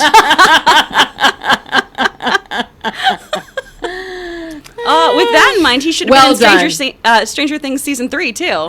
Oh, yeah, would've been that's great. Love the show. Keep on doing what you're doing That and was bring good. on the soup coop. Yeah, Not bitch. expecting that. Yeah, bitch, magnets. Magnets. Show him as a younger version, I guess. That's okay, That's funny. Brian. Well said, Brian. Well like said. that. All right. Initial D's writes, John, Spartacus top 3 show of all time for me too. Aaron, did you ever watch Long Kiss Goodnight? Also, Aaron, I'm the GIF guy from Twitter. I made 2 for you and replied with links. Thanks, great show as always. So, Aaron, have you ever seen The Long Kiss Goodnight? I have Gina not, Davis? but because I do love Gina Davis, and thank you for knowing that, and I will watch that now. And thank you so much. I love GIFs and I love using them, and the fact that you made me into one is so humbling and warms my heart. And I spent a good hour going, Tom, how do I get this off of here? How do I use it for my text messages? So thank you for the links. I will check those out today, and everyone that I know will now get a GIF of me going, if you haven't seen it, John, it's actually pretty funny. It was my in real time reaction to Robert saying that he missed the toxic masculinity of men who were punching women in the face. Right. Okay. Got it. Yes. All right. Let's move on here. Next comes to us from... Where did it go? There it is. James Bonner writes, Esposito is a good actor. If he doesn't get the part, he'll do fine. Oh, no, yeah, no. He's actually getting kind of hot right now. I actually really like this guy. He pops up in a few things. He actually did this short-lived series on NBC a couple years ago, and I can't remember the name of it, but it's the world. It imagines the world a little bit in the future where at some point all electricity turned off in the world. And it was, I can't remember what it was called, but it starred the girl who's now in Chicago PD, and I can't remember her name either, but just imagine the world, it's like 5 years after all the power in the world got shut off, and nobody knows why it got turned off. Nobody has any explanation about how nobody can generate any power. And so it looks at what would the world devolve into. And Giancarlo actually plays one of the villains in the show who kind of becomes a little bit more of a multi-dimensional character. And I actually really liked him in that quite a bit. And of course, then he's Gus, and rumors going around that he'd be in the MCU. I just think the guy's fabulous. He's got a terrific screen presence. All right, One Flock sends in a super chat. Thank you, One Flock. Ozer Miez writes, a rumor going around says Rey is Shmi Skywalker. Yeah, somebody brought that up the other day. I don't buy that for a second. James O'Rourke writes, Hi, John and company. As for the whole Deadpool situation, we could see Disney release an R-rated version after its PG-13 theatrical run. Thoughts? No, that's nonsense. First of all, you don't do multiple releases like that, so no, I don't see them doing that at all. Look, what is most likely going to happen is that they're going to do, after the news that came out yesterday, they're going to do Deadpool in the MCU, and Deadpool will be PG-13, period. There does exist, though, still the possibility that they will, in fact, do Deadpool under the Fox banner in a separate universe of his own that Kevin Feige just happens to be overseeing. I just feel like if Kevin Feige's overseeing it, he'll bring it into the MCU, and by bringing it into the MCU, it will by default then become PG-13.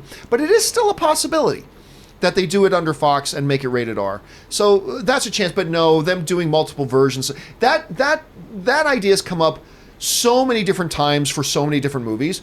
Well, just do a version of that movie that's R and a version that's PG-13. It's not practical. You can't really do that for 1,000 different reasons. So no, I don't see them doing that at all. Was the show Revolution? That might have been it. That sounds right. Yeah. And it had the guy who played the dad in Twilight. From Twilight! What was Billy his- Burke? I Yeah. like Billy Burke, by the way. And Tracy Billy Burke's great. Spiridakos? That was probably the girl's name. Spiridakos? That was probably the girl's name, yeah. I recently watched all of the Twilight movies for the first time because they were on Hulu and I was sick. And why not? Why not feel worse? Oh, yeah, she is And- from Chicago Might feel PD. worse. And Billy Burke was delightful in it. I felt liked so Billy bad for Burke. him. I was like, God, your kid sucks. I'm sorry, Billy. This is a bummer. I like Billy Burke quite a bit, actually. Okay, let's see. Where are we at? Don't know what to put writes. With the talk of having kids, would like to share an old saying: get revenge, live long enough to be a burden to your children. Well, that's operating under the assumption that your children will actually take care of you and not ship you into a home. Right. Yeah. No, this A is, bad home. This is true too. But make them pay for it at least. At least get something out of them. I like that one. All right, Superman Steve writes, John, do you watch other people's movie reviews? No, not really. I mean, I'll read other reviews. I don't watch a lot of other reviews, to be honest with you. There are a few people who I watch their reviews, but I actually like reading a bunch more. So yeah, like I'll watch.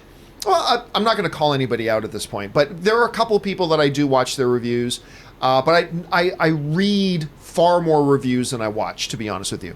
James O'Rourke writes, Esposito as Magneto, muy magnifico. I like the idea. Again, there are many other actors you could do. You came up with the actor's name from Game of Thrones? Charles Dance. Charles Dance. Like, Charles, like, you come up with a human atrocity that guy comes out of, and you have him play Magneto. Yeah, I'd be down for that too. But yeah, I think Esposito would be a great choice as well. All right, Mad 1306 writes, doing the X-Men in MCU, Magneto needs to be updated himself. The time was too long ago for someone to have lived in it to be in top shape to fight mutants. Oh, and I agree. But I mean, one of the things you could argue, Matt, is that Magneto is the type of character that he doesn't have to be in big physical shape. Right. He's in a the wheelchair. master of magnetism. I mean, he can. I remember reading one thing where it was like he thought maybe if he wanted to with a magnetic core, he could rip the world apart if he wanted. I mean, he's Magneto. By the way, one of my favorite comic book issues ever was that time that he ripped the adamantium out of Wolverine. So amazing, which ultimately led Charles to believe Magneto's got to die. And it's just, anyway, one of my favorite things. He's super powerful. He doesn't need big biceps, but he's always drawn in the comics as one of the greatest physical specimens in the world. But it'll be interesting to see how they approach that. I loved Ian McKellen as Magneto, by the way. Loved him as Magneto. Loved Michael Fassbender as Magneto. I've liked all the on-screen incarnations so far. Chris Feldman writes, please thank Erin for answering my question on love scenes last week. It was very honest and informative. Her guest podcast on the topic was great. I guess that's the one you did about the casting? Oh, the Yes, one audition? yes. So the podcast, I was a guest on Alicia Oxy's podcast. That One Audition is the title. That One Audition. And actually, I think that me talking about it on this show, a lot of other people recently have reached out to me on Instagram or whatever. One woman yesterday, I reposted her story because she said that she had an audition where she had to do a sex scene in the audition, and she was like, what do I do? In an audition? That would be awkward. That's I've had crazy to do, that someone had to do that, though, too. I've had to do that a ton of times. Really? Oh, yeah, because, I mean, I had to do that for Nip Tuck. I had to do it for the Feed the Beast.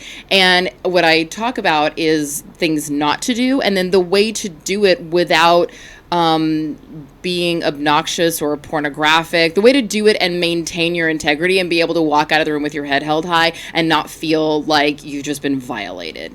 So check that out. And Chris, I'm so glad that you got a lot out of it. And you know what? Sometimes it's part of the job, but if you can do it on your terms and feel good about what you're doing and know that what you're doing doesn't compromise your sense of self, then great. And I'm happy that I was able to help with that. All right. Next up comes to us from Don't Know What to Put, who writes, one of the things I like to do when watching a show or movie is take notes and rewrite it or change some parts afterwards. It's a good warm-up for me. Well, if you're a screenwriter, that's an interesting thing. That's never something I would ever consider doing. But if it's a good creative exercise for you and it gets the juices flowing and it gets the synapses firing, why not? I mean, do whatever works for you to do that sort of thing. So that actually, I've never heard of that one done before. That's actually an interesting exercise. I think the next time I get to writing, maybe I'll try that if I ever get, hit with a writer's block or something like that. That's interesting. All right. Ryan Lohner writes, Fox, I thought they were staying here under my supervision. Disney, I am altering the deal. Pray I do not alter it further. So, of course, this is going, I actually had some people send memes of that to me, Ryan. So, of course, Disney takes over Fox. They announce at CinemaCon, Fox is going to continue to have this big, robust release schedule, and Deadpool's going to stay under Fox and blah, blah, blah. And then yesterday, Disney cancels the majority of Fox projects, and they're moving all the stuff, including Deadpool, under Kevin Feige. And so I had a lot of people sending me these memes of, like, Lando Calrissian going, they were supposed to stay here, and Vader going, "I'm altering the deal. Pray I do not alter it further." And they put the Disney mouse ears on Vader, which was really funny. But it is kind of what it looks like. Yeah, pray I don't alter it further. And again, this is why I was actually hoping that NBC Universal and Comcast would have won the bidding war for Fox. Not because I don't love Disney and that I don't trust them. It's just that I kind of knew that if they did, everything that Fox does would eventually just go away. And under Comcast, I believe they would have been left to thrive. So, we'll see. It's not over yet. There's still more developments to come, I'm sure. All right. Brandon Blake writes, why do TVs have auto motion? Does anyone like that? If by auto motion you mean, there's a lot of different names for it. It's that thing where people, it looks weird when they're moving. Is that what that? It's the mode that makes it kind of look like a soap opera. That makes that sort of thing. There's every different television brand maker has that, and a lot of them. And actually, I think it was Tom Cruise and Chris McQuarrie did like a PSA. They did a PSA. Yeah, they did a PSA a while ago saying, "Folks, this is not the way your stuff is meant to be watched, and TV people have it on automatically. Here's how you go turn it off." And every TV, one of the things that makes it difficult is every TV manufacturer has a different name for it, and I don't know why they have it automatically turned on. I don't know why. It gives it that home video camera kind of look. Is it for watching sports? Because that's what it's better that's for where it works best. When you watch when you watch football, it's really, really good. But when you're not watching a football game, it's kind of pointless. It just looks wrong. Weird. It doesn't look right. And that's the first. Every time I get a new TV, which is like I've bought 2 new TVs in the last 7 years. But every time I do, the first thing I do is I find where that setting is, and it's always trouble to find it, and turn that damn thing off. Can you come over and help me and Tom find ours? I'll see if we can find yours, too. Timothy Platt writes, here's hoping Good Boys is the movie I was told Booksmart would be. I found Booksmart bland and not particularly funny. Well, that's unfortunate, Timothy. Like, again, it's the subjectivity of films. Like, no matter how good a movie is, not everybody's going to like it. No matter how bad a movie is, some people are going to love it. And no matter how good I think it is, doesn't mean you're going to think it's that good. That's the subjectivity of film. To me, Booksmart is still the best film of the year. It's still the best movie of the year. Good Boys looks hilarious. Mm-hmm. I can't believe how funny that looks. Every time I see a new Red Band trailer, I laugh even harder. So I don't know. It comes out next week. I don't know. My favorite thing is when Seth Rogen is saying to the boys who starred in it that they're too young to legally watch the trailer for the movie that they did because the things that they're saying in the trailer are too offensive for them to hear, despite the fact that they said them. Yeah, the irony of you're legally allowed to be in this movie, but you cannot watch this movie. I mean, it is funny. Yeah. All right. Next one up comes to us from Connor Dixon, who writes, breaking Spider-Man Villain 3 villain. Spider-Man Villain 3 villain is going to be the man who Tony embarrassed for playing Gallagher in the first Avengers. Love what you guys all do. I know, it seems like so many of the Iron Man characters are people he wronged in his past. You're playing Gallagher. That guy's playing Gallagher. He didn't think Gallagher. He didn't think we noticed, but we did. That was a great moment. And yep, just another, that would be completely consistent, Connor, with the way they've chosen their villains so far. All right, Willow Yang writes, Landmark is the second biggest chain in Canada. They currently have about 1/5 the number of theaters as Cineplex and none near Vancouver, unfortunately. Well, okay, first of all, Willow, that's encouraging. 20% is a way bigger number than I thought it would be. I thought it'd be like 1 out of every 100, to be honest with you. For those of you who don't know what Willow's talking about, I've gone on this before. For the longest time, there has been an absolute monopoly in Canada as far as movie theater chains, and that's Cineplex theaters, which was fine when they used to be a good chain. It used to be my dream. When I was working for AMC, I've always known eventually I'm moving back to Canada. And it was always my dream that I would go back to Canada and work with Cineplex, because I loved them as a theater chain. And over the years, as I've gone back once a year over Christmas time and seeing how bad that it's gotten, and a lot of their practices that I'm just unhappy with, and I've invited people from Cineplex, if anybody works with Cineplex and you want to get your, some rep to send me a message to explain to me why you guys do the things you do now, I would love to hear it. But it's been very disheartening for me and disillusioned. That's the thing. I've become really disillusioned with it. I used to love that theater chain, and now I really want some competition in there to force them to behave themselves. So I love hearing that it's about 1/5. That's much bigger than I thought, and I'm definitely going to check out a Landmark Theater when I go home to Canada tonight. I'm definitely going to seek out and find a Landmark Theater and go support them, because I want to see if that's any good. Thank you for that information, Willow. I really appreciate it. All right, Chris Warden writes, saw Hobbs and Shaw the other day. Just think The Rock and the Transporter teaming up in a Mission Impossible movie on steroids, and you'll have a good time. I agree. That's accurate. Look, it's a dumb movie. Nobody's going to tell you it's not a dumb movie. It's totally a dumb movie, but it was fun. Like, I remember, Chris, you had never even seen I had never seen a Fast and Furious. And you actually had quite a good time watching it. I had a great time. Are you going to go back and see all the Fast and the Furious movies now? No. 5, 6, and 7 are worth it. Dave Bautista told me that they're not good films. That's right. That's I'd true. rather do good movies. Dave. I'm not seeing a film that elicits a vomit emoji. Come on. No, they're so fun. And John was so sweet where I was like, hey, I've actually never seen a Fast or Furious. He was like, what? Why did you come? Let me fill you in really quick. I got a good breakdown of what happens. You summarized very well. Brain, filter, mouth. It works again. So, I don't know what it is about. Can I sidetrack us here just for a second? Sure. Okay. Can I sidetrack us? Okay. I've been bringing this up more and more lately, and I feel like you just brought up Dave Bautista, who I adore. I adore Dave Bautista.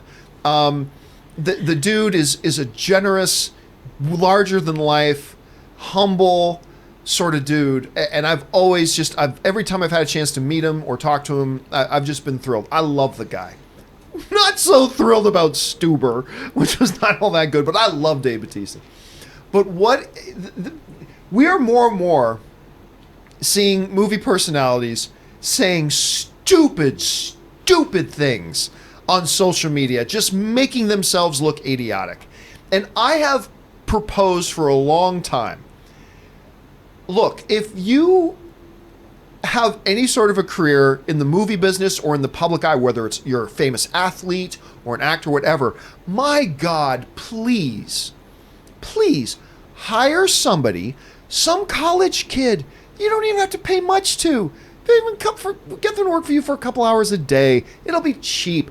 That when you put out a social media message, it just automatically gets held for review, and you have a social media manager that puts eyes on it before it gets posted. That way they can say to you, hey, Dave, here's a thought.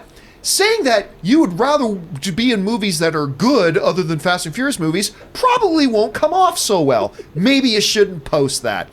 Just some sort of filter like that. Mm-hmm. Like you text that person. Like that's what I've heard that some people do is, let's say, John, that I was your social media manager. I would have access to Heaven help me. What do you mean? That's true. I had a sex dream about LL Cool J. What, John? What? I was like, wait, I did not write this. Yes. But you would just, I would have access to your account, and you would just text me, like an asterisk or something. That way I know this is a tweet and not just a text from John. Asterisk, and then what you want to tweet. And then I could say, check, and then I would just post it for you. Versus me going, actually, John, let's talk about this. That's an easy way to do it. Have someone that you trust that you can because a social media manager is actually very, very pricey. And people go, oh, well, you're a working actor, you can afford it.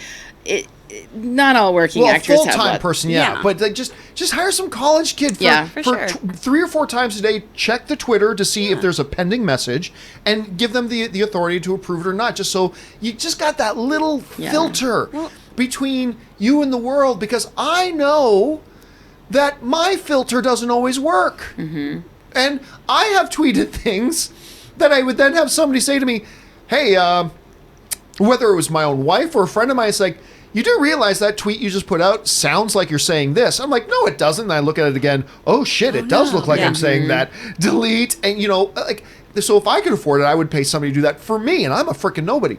And whether it's, Dave Bautista or Tyrese or whatever, I just think it would really be beneficial for everyone, but for them specifically to have somebody that gets to act as a filter between what goes on in their brain and then their thumbs, because we don't You always need that. think about things. My dad has a whole thing that I obviously don't follow because I talk about cat butts on this show, where it's, does it Cat need to be butts. said?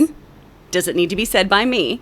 Does it need to be said by me right now? And I am my mother's daughter, and I'm usually like, fuck it, I can say all of it. Ah! So having somebody professionally step in, probably the best for everyone. Yeah. Or even just a friend. Yeah.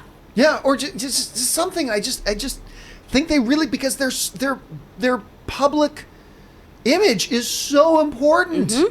It reminds me of that Friends episode where Joey really pissed off like all of the Days of Our Lives fans, and so they killed his character. Or no, they put him in a coma or something like that. And so then, he fell down an elevator shaft. And then they brought him back to be like, okay, we'll give you another chance. And he had to do an interview with Soap Opera Digest. And the interview was going really well. And all the Friends cast had coached him, like, don't say this, do say that. And he got through the interview perfectly. And then as the interviewer was walking away, she goes, by the way, do you watch Days of Our Lives? And he goes, of course not. I'm not a loser.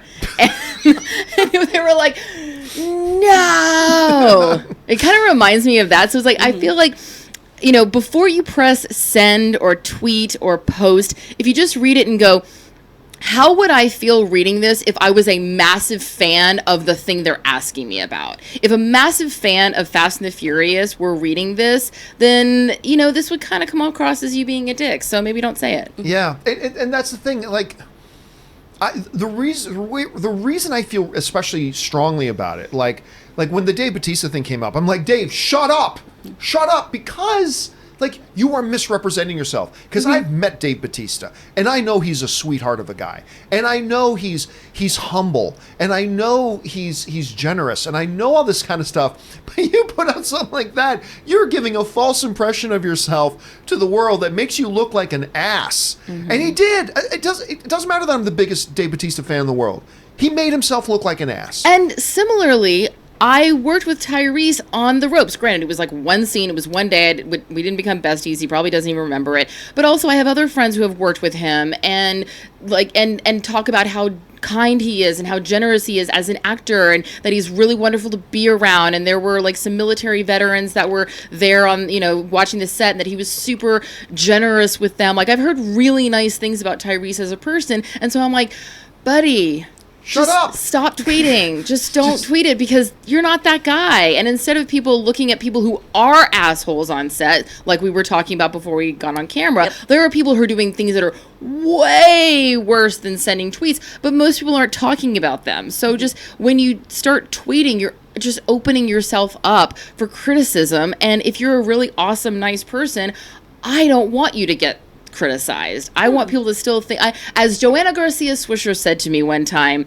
she said, I want you to come out of this smelling like a rose. And in order for you to do that, you gotta shut your fucking mouth. I was like, okay. There were times when I was working, when I was, running a certain operation, and like, I see, like, my assistant came into my office and said, so-and-so, one of my staff, and I had like 20 at the time, so-and-so just put this up on Twitter. And I had to mark, and I love this person, but I had to sprint out of my office and go, what the fuck? Like, do you know how that looked? What, I only said this, read it the fuck again. And like, take that shit down. We all need somebody who we can safely have come into our office and say, you are being an effing idiot, take that shit down. Yeah. We all need somebody like that in our lives. Anyway, sorry, we went off in this whole thing again. This is just important to me. It's a hot topic. Okay. Let's see. KW Garrett 83 writes, and it's already past 10:30. We got to let you guys go. All right. KW Garrett 83 writes, since there's no spoiler chat for the boys, when can we ask spoiler questions about it? By the way, if your hot tub is full of goo, I recommend chlorine or bromide. Yeah, we were talking yesterday on the show about having a hot tub filled with what was gooey it? goodness. Yeah, gooey goodness. I don't know where that came from. Is that like soup goop? What is gooey goodness? I hope it's not. I just said gooey goodness, but then everybody connected Topical that to soup goop. Compound V. Topical Compound V is what it was called. I would say a while before we can ask spoiler questions about The Boys. I mean, it is a series. If it was a week-by-week release, it wouldn't even be done yet. People wouldn't be done watching it yet. So I would say at least a good couple of months. I would say at least a good couple of months for that. But I appreciate KW, instead of just throwing out a spoiler about it, that you asked. Thank you for having that thinking cap on, sir. I appreciate that. All right. Last question we're going to have for Aaron and Chris being here is come from Slim Trav, who writes, over under 8% will get a Fast and Furious version of Civil War with Dom's team fighting the new Hobbs and Shaw team. That would be badass. In a perfect world, that's a pretty damn good idea, actually. To set it up where you're now building your multi-faceted universe and it builds into one big thing. In a perfect world, that is a great idea. But it ain't going to happen. As of right now, Vin Diesel and Dwayne Johnson won't work together. So there's that. They won't even work together? Oh, like for Fast 8, they wouldn't even shoot none of the scenes. There's not a single scene that they shot together in Fast and Furious 8. Mm-hmm. They won't even work together. So do we know the history of like what went on? A little bit, but my whole thing is I don't care. That's okay. Up to them. Whatever. We'll gossip about it later. But and guess what? Even if there was some possibility of that, the stuff Tyrese put out the other day, probably, I'm into these, I love White House dramas, whether it's West Wing. I've actually been watching Madam Secretary and things like that. I'm into these West Wing thing, and it just reminds me of like, okay, we're getting this trade deal with China put together. It's taken us 6 months to do it, all right? And then some U.S. diplomat goes, man, I hate the Chinese. And then the Chinese are, what the hell are you talking about? And the trade deals now. I kind of feel like that watch is like, man, if they are trying to behind the scenes mend fences and bring things back together, then that thing with Tyrese probably just blew that all to hell too. But look, it's a great idea in a perfect world. And I would buy that ticket today. I never buy anything in advance. I would buy my ticket 5 years in advance to see that movie, but I don't think it's going to happen. But I don't know, Chris, as somebody who is, Fast and the Furious virginity has been busted now. You're familiar with the world. Is that something you'd like to see? I mean, that'd be hilarious and awesome, but can I have like a negative under on the possibility of it happening? Because it just won't. It just won't. I'd love to see it. Love to see that stuff. I think that if Dwayne and Vin can just come together, maybe do a little counseling, air their grievances, they'll find that they have more that they have in common than Remember, they do. Use the words, I feel. Exactly. Yes, don't say you. I feel. Yes. It hurt me when this happened. No, so I implore, I have not met Dwayne. I have met Vin, and Vin, I adore you. I love you very much. I think that the two of you can find it in your hearts to come together and make the movie that we clearly all want to see. But more importantly, you guys, people look up to you. You're megastars, and nothing would make us happier than for you guys to have an Eddie Murphy, Arsenio Hall kind of bromance. We want to see that. We want to see you guys, going and having a little latte at Coffee Bean together. Yeah. It used to be, look. Do a workout together. It'd be so cute. Oh my God. Could you imagine them doing a bestie workout? I would buy that video. Push-ups with high fives. I remember when the terrible, terrible movie, Dwayne Johnson movie, Baywatch, came out. And to help promote the movie, it was a great idea. Him and Zac Efron put out these workout competitions between them doing it, right? And it was great. It would be great to see it because I feel like everybody knows I love Vin Diesel and I love Dwayne "The Rock" Johnson. And knowing that the two of them don't get along is like mommy and daddy are fighting. I don't like it. It doesn't feel good because I like both of these guys so much. Yeah. I'm such a fan of them. And we all want to see... It's such a great idea, the idea of an Avengers-style Fast and Furious. I think if the two of them sat in a room without anybody else and just, hashed it out, I think that they could work out whatever it is. Well, I hope so. I mean, I don't know what all the inside information is, and it's none of my business, and I don't care. Life's too short. All I know is that I love both of these guys, and I want to see this Avengers that Slim just came up with of them doing a Avengers-style big build up, because now you got this big team over here, and you got this big team over there, and something happens, and they got to clash. I love the idea. I'm totally down. But anyway, guys, listen, at this point, we've now got to say goodbye to Chris and Aaron because they have other things they need to be doing right now. So, Aaron, let's start with you. Where can people find you online? I have to do one last appeal. I'm so sorry. If Sure. Betty Davis and Joan Crawford can make it work for whatever happened to Baby Jane, Dwayne, Finn, you guys can do this. But people can find me at Aaron L. Cummings, and I will sadly not be here next Tuesday because I am going to be filming the new CBS series that I'm going to be upcoming on this fall called All Rise. You can catch it Monday night starting September 23rd. I suppose that's an all right reason for you not to be But here. if you want to hear my voice, you can always check out my podcast. It's called Kappa Kappa Cancer, and you can find it anywhere that you listen to podcasts, especially iTunes. And everybody should check that out. And also saying goodbye right now, who is not going to be here next Tuesday because she's never here on never Tuesdays. here on It's Tuesday. Chris Carr. Chris, where can people find you? Online, you can find me at actor Chris Carr. That's Instagram, that's Twitter. And also this Saturday, 7 p.m., singer-songwriter Holly Constant, one of my best friends in the entire world. She sang at my wedding. She's performing a show here in LA. She's here instead of in Nashville. It's amazing. So come to Republic of Pie, 7 p.m. Saturday, and come say hey. And guys, Republic of Pie, do they have pie? There's so much pie. do they have Oh, well then, I mean, certainly want to check out your friend, but I also love pie, so 2 for 1 for Aaron. Come for the pie, stay for the singing. There you go. Everybody goes everywhere for pie. Thank you, ladies, for both being here, and we will see you guys next week, just not on Tuesday. All right. With that down, guys, we're going to still take another 15 or 20 minutes and take some more questions from you guys before I got to go. I'm not kidding. I still haven't even started packing. My flight is tonight. I haven't started packing. So I got to do that. But let's get through some more questions here. All right. The next one comes to us from Terrell Weiss, who writes, loved Hobbs and Shaw, but I don't see how it costs $200 million. Lots and lots of locations, lots and lots of visual effects, lots and lots of salaries. I mean, there's more visual effects than you might think in that movie. I mean, that movie has a lot of visual effects shots, a lot of practical stunts and stuff like that too. When you travel all over the world to shoot in all these different locations, it adds up. But even then, Terrell, I will say, where did $200 million go? But I can see how it was really super expensive. But even I would think that's a little bit high. Jonathan Teft writes, saw the new Addams Family trailer, and I have one question. Why would they use the theme song from the Partridge Family and not the Addams Family theme? Calling it now, this is going to be worse than Dora. Well, I mean, be careful what you say, because last I checked, the Dora movie actually has an 80% on Rotten Tomatoes, actually. It looks terrible to me, and I'm not going to see it because I'm clearly not the demographic for it. But just remember, it is carrying an 80%. I found nothing funny about the Addams Family trailer. I found nothing funny about it. And these little types of animated things I can really dig, but for whatever reason, nothing about this one is appealing to me right now.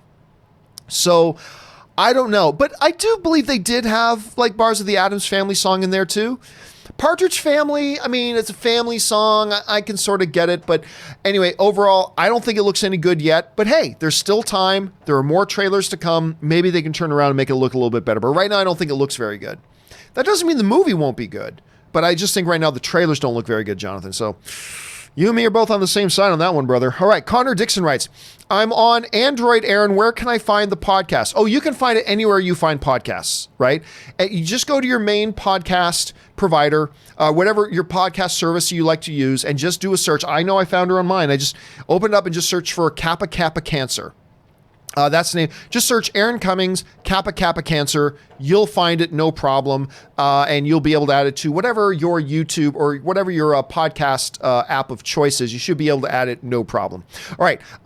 John G writes, movie scenes that make your testosterone levels go up. For me, Black Panther chant, Umbame, Ride of the Rohirrim, which is great. Predator 1, Torch Battle Scream. Best of the best. I always talk about this one, but it's true. Best of the best. Eric Roberts, James Earl Jones. It's the end. They've just fought the North Korean Taekwondo team. The USC team fought them. The North Korean team won and got the gold medal, but only because the American fighter showed mercy to one of the North Korean fighters. And so the North Korean fighter, their leader, Dae Han is his name. He's all battered and bruised as they're getting their medals. and he takes his medal. They're lined up, right? Their two teams are lined up. Team USA is lined up here. North Korea is lined up here. You know, they give the Americans their silver medals, and they go down and give the North Koreans their gold medals.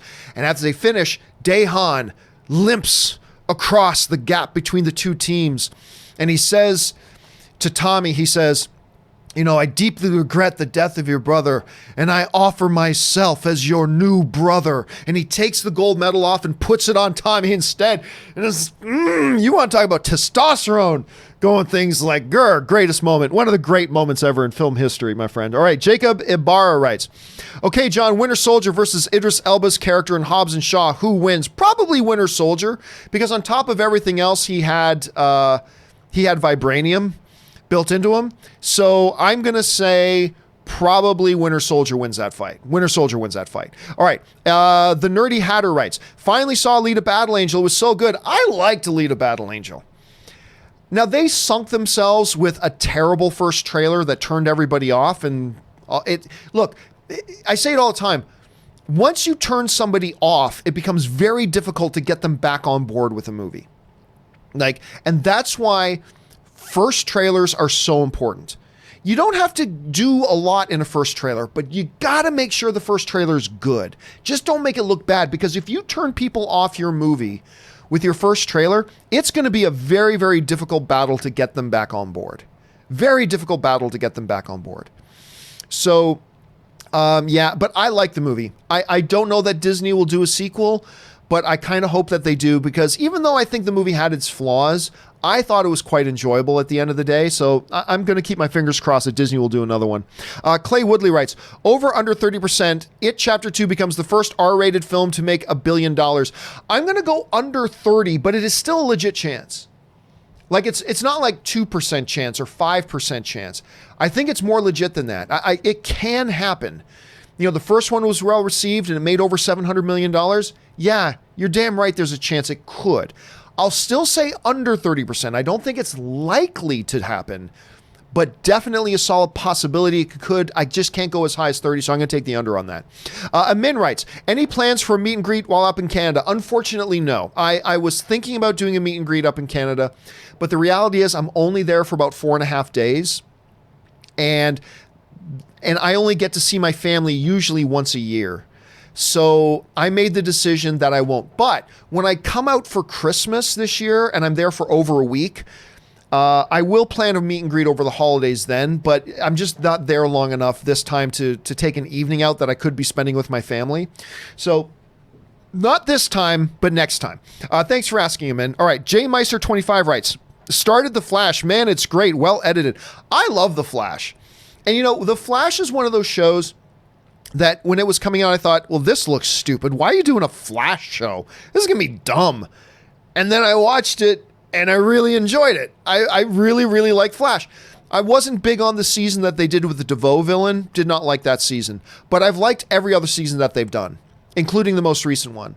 So I'm on board for it. I'm glad you're watching it, Jay Meister. Calvin Blackdeer writes, next time they shine your light in the sky. Oh, this is from Batman vs. Superman again. Don't go to it. The bat is dead. Bury it. Consider this mercy. Tell me, do you bleed? You will. I mean, just, look, I don't care what anybody else says. Look, I acknowledge Batman versus Superman has its problems. It does. Yes, it does. It's got some big problems, but I still like that movie, man. I still like it.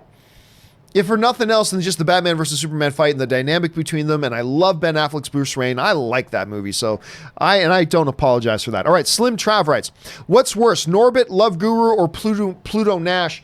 Man, Love Guru's so bad. I'd say Love Guru is the biggest disappointment. I think Love Guru is the bigger disappointment. But probably at the end of the day, Norbit is probably the worst film. I'd have to think. These are three totally bad films. I'm going to go Norbit. All right. The Insight writes, am I the only one who still uses a streaming box even though I have a smart TV? Nope, I do. Now, I use the smart TV in my room because the smart TV in my room actually has Roku built right in. And so that's great. My TV downstairs, though, is a smart TV and has smart TV capabilities and has tons of the apps like YouTube and Netflix and Hulu and all that kind of stuff. But I still have a Roku box attached to it. I just like the Roku user experience. I like the Roku user interface. It's just, and as a dedicated box, I just find it works really snappy and really well. So you're not alone. You're not alone, Insight. I'm there with you. All right, ZCMZ Zombie Custom Maps writes, favorite John Mellencamp song? Hurts So Good. Oh, it's easy. Little ditty about Jack and Diane. The greatest John Cougar Mellencamp song ever. Oh, yeah. Life goes on. I can't sing like John Cougar Mellencamp. Come to think of it, I can't sing. But anyway, I love that song. I can listen to that song every day. I love Jack and Diane. It's my favorite John Cougar Mellencamp song. All right. Sid Vicious writes, using Nolan's Dunkirk to say audiences are willing to see original movies is silly because Nolan is a brand like MCU. Do we need more director brands? No, I don't think so.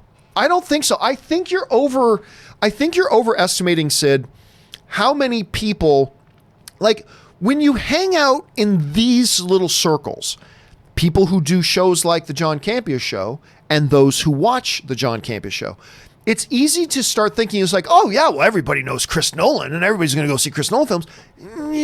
Remember, the vast majority of the movie-going audience does not watch the John Campea Show, which is why the world is so wrong today. No, the vast majority of movie-going audiences do not watch the John Campea Show or shows like the John Campea Show.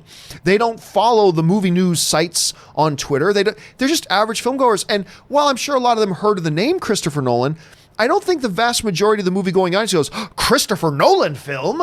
I've got to go see it, whatever it is. Now, you're like that, and I'm like that. But my mom's not like that. My mom's, I think, a good representative of like average filmgoers. My mom doesn't hear Christopher Nolan film. I got to run out and see that. My cousin doesn't do that. You will do that. I will do that. I think a lot of us who do and watch shows like this will, but we got to always remember we are the minority. We're the minority. So I do think there's a thing that goes towards that. Now, there are some directors that you can do that with, like Steven Spielberg or whatever, but it's very, very rare. It's very, very rare. So I think you can make that argument, to be honest with you. So I'm gonna slightly disagree with you on this, brother. I'm gonna go on the other side of that myself. All right.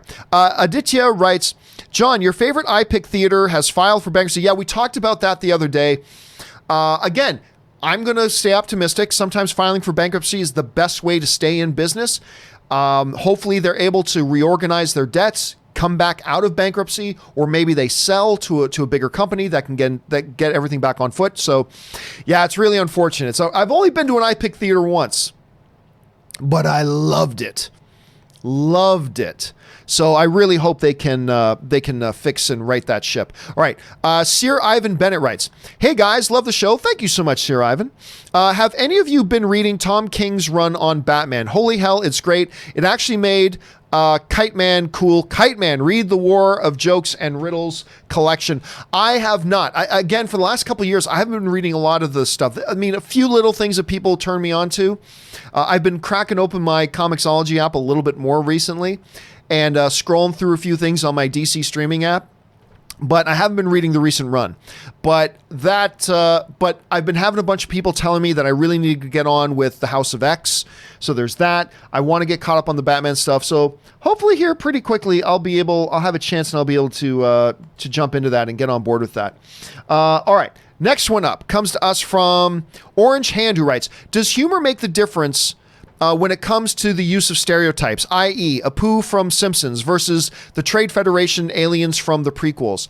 I mean, well, yeah, if it's done for satire, there's a huge difference, right? Like, for instance, Tropic Thunder with Robert Downey Jr. playing a white actor in blackface. If that's not supposed to be the gag, and you actually did a movie where Robert Downey Jr. played a black character in blackface. I mean, that's totally different.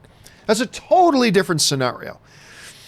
Whereas something like Apu in The Simpsons, like, that's a show that makes fun of everybody. I mean, hell, just the main characters of The Simpsons are constant poking fun at and gags about American life and American culture. A fat, stupid Homer Simpson, completely disrespectful kids. They play on every white American stereotype you can possibly imagine. When they do things about Canada, they totally go after all the Canadian stereotypes. When they go after anybody and anything, they go after all of them. So Pooh is no exception, but it's all done with humor and fun. And I think it makes a world of difference, Orange Hand. I think it makes a world. That doesn't mean that just because it's humor, it's still in good taste. I've seen people try to do things in humor, but we're still really done in a bad way. But yeah, done right in humor, I think it makes the world of difference. I think it absolutely makes the world of difference. All right, let's see. Where are we at here? Doug Harris writes, Woo Assassins and Glow have to work all weekend. I'm not quite sure what you're referring to, Doug. Are you talking about the shows? Have to work, like you want to watch those? Does the new season of Glow come out this week? If it does, again, well done, Netflix advertising. I didn't even know. Does the new season of Glow come out this week, or was it out already? Anyway, I like Glow a lot. I'm looking forward to seeing the next season. All right. James Palmer writes, just saw Lion King and it was good. John, what's the chances Lion King is nominated and wins Best Sound? Now, the sound was phenomenal and never talked about. You know what? Here's the thing. The sound is so good, you don't even notice it. You are just, this is a good question. I hadn't even thought about that, James, because visually, that movie looks so real, you just believe you're watching a live action thing. But the sound did their job so well that it just with audio made you believe you were watching live action stuff as well. I hadn't even considered it, James. That's a great question. Now, as far as the chance that it would be nominated and win, well, who knows? We're only in August. I mean, there's tons of Oscar contending films to come out that will have fantastic, wonderful sound. It's impossible to say. But I hadn't even considered that, and I think that's something we can keep our eyes on. Great point, James. Adam K. writes, did you see The Kid Who Would Be King? It's great. Finally got around to seeing The Kid Who Would Be King.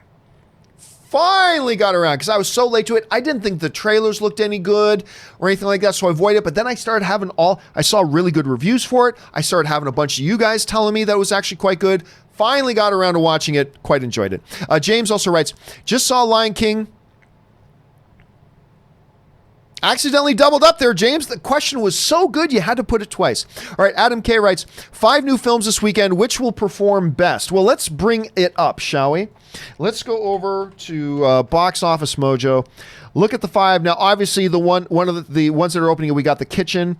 We got Dora is also opening. I think the horror one, what's it called? Come on, load up. It's Scary something. Scary Stories to Tell in the Dark. Brian Banks and the Milo Ventimiglia film, The Art of Racing in the Rain, which obviously I'm a big Milo Ventimiglia fan. Which one is going to do the best? I don't think any of them are going to do great. I don't think any of those are going to do great. I gotta say, I think probably, oddly, Dora and the Lost City of Gold will probably financially do the best. It's got good brand recognition. It's a family film. It's something parents can take their kids to. I don't think there's a lot of people going out to see The Kitchen. Now, I'm going to go see The Kitchen tonight before heading to the airport. So I'm going to go see The Kitchen tonight. I'm not catching a lot of buzz for Scary Stories to Tell in the Dark. As much as I love Milo, and I think the trailers look great, I don't know if The Art of Racing in the Rain is going to scare up a lot of business. Brian Banks, I've seen like one trailer for. I don't even think a lot of people know that movie's opening. So actually, I probably think Dora and the Lost City of Gold will probably end up being the number one at the box office. I mean, neither of them will be number one at the box office. But I think Hobbs and Shaw will be number one at the box office again. But out of all those films, I think probably Dora and the Lost City of Gold will be the one that does the best. Let's see here. Just a couple more here, guys. Then we got to wrap things up so I can go start packing up. Cody Howard writes, just started watching the show and it is great. Oh, thank you so much, Cody. It's good to have you here, man. Also, had to let you know I completely agree with you on The Lion King, best movie of the year. I love Lion King. Again, I've been saying this for a while. It's my new Man of Steel, a movie that I completely adore and think people are just missing it, but a lot of people don't like. I adore Man of Steel. I think it's one of the best, but but a lot of people don't like it. Lion King, I thought everybody would love it. I loved Lion King, but there's a lot of critics that don't like it. At least almost half of them don't like it. And a lot of the audience didn't like it as much either. A lot of you guys who watched the show saw Lion King and you didn't like it all that much. And that's the beauty of the subjectivity of film. But for me, Cody, I love the movie. I love the movie. I'm going to be watching that movie many times. I just adore it. All right. Juri Manian writes, John, love the show. Thank you so much. Also, Chris and Aaron are great. They are great, aren't they? Question. A few weeks ago, you mentioned there was a Pride novel update coming soon. Any hints on that? Not yet. Not yet. It was funny you asked because I actually was doing a little bit of work on something last night. So hopefully I'll have something that I can announce fairly soon. It's not going to be anything big. Don't think, oh my God, in a couple months we're going to find out Paramount has optioned the Pride and they're going to make John Campea's novel into a movie. No. It's nothing like that. It's nothing like that, just so you know. So manage expectations. But it's something a little cool I'm working on, and I'll be able to let you guys know more about that hopefully pretty soon. Okay, where are we at here? Pat Fury writes, who would win in a fight, Bruce Lee with his nunchucks or Jackie Chan with an industrial ladder? Probably Bruce Lee with nunchucks. I'm going to go on that one, but man, there's a dream fight. There's a dream fight I would love to see on screen, my friend. Oh my God, that would be great. Jeremy Sneed writes, Reed iPick is struggling mostly because of Delray Beach construction and filed for bankruptcy. I'm an A-lister, but I love the iPick experience. Survive. I hope they survive, Jermaine, because I'm like you. I'm an AMC A-List guy. I love going to my AMC theaters. I love A-List, and I've only been to iPick once. But I'll tell you what, that was a great experience. It feels like you're going to a luxury club, you know? There's leather seats, like just in the lounge area, leather seats, wood bookcases, a bar, a pool table. You know, it just feels like you're hanging out in a swanky, exclusive private club. Then you actually go into the theater itself, and there's these full laid out like beds with privacy walls around you, and it's just pillows and blankets, and it's just the waiters bring you your food and your drinks. It's just a luxury movie going experience, and I really like it. And I'm with you, Jeremy, and I'm really hoping they survive this what they're going through right now. All right, final question. No, I'll do Luis and Sam before we wrap it up. Okay, Connor Berry writes, can you recall your worst movie theater experience ever? Yep, it was the movie 23. I believe that's the name of it, with Jim Carrey. And fortunately, I very rarely have had experiences like this, but this group of about 4 or 5 teenage girls sitting behind us, me and my buddy, that would not shut their stupid mouths the entire way through the movie. And I'm not talking about considerate people who lean to the person next to them going, hey, did you notice that the guy said this? Like, I don't mind that. If somebody's at least trying to be courteous and wants to communicate something, I can live with that, you know. Say, hey, so I can live with that. But it was just this gaggle of brats sitting behind us going, oh, can you believe he did that? Oh man, don't go. Oh, that's so dumb. It's just the whole freaking movie. It was my worst experience ever. Fortunately, in all my years of going to the movies, that really has not happened often at all, but that was by far my worst. All right.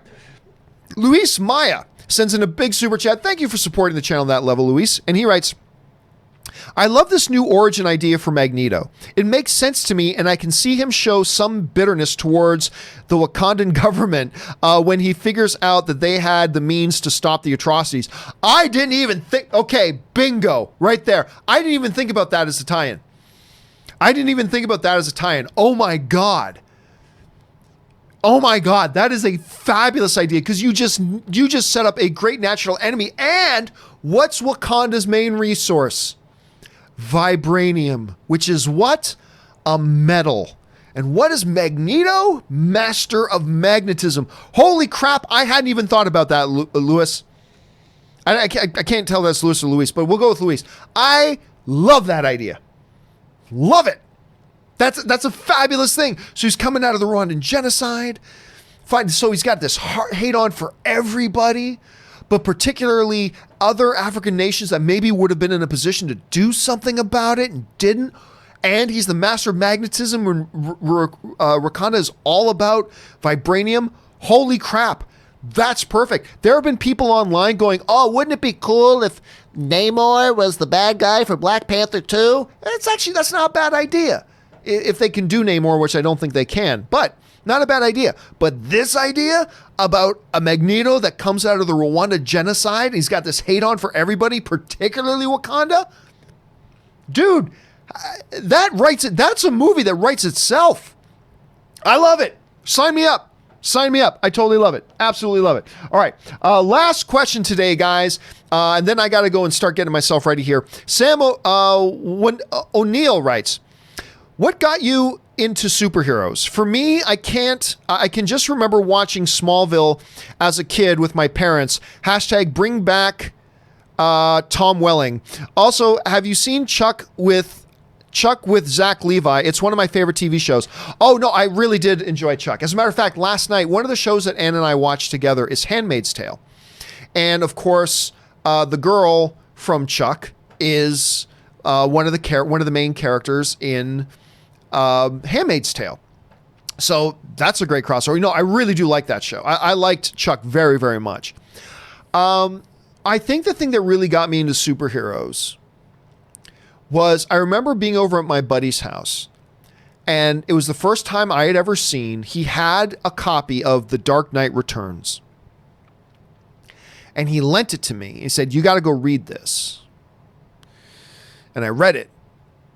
And yeah. And then after that, it was just reading everything I could get my hands on. After that, I was reading everything I could get my hands on.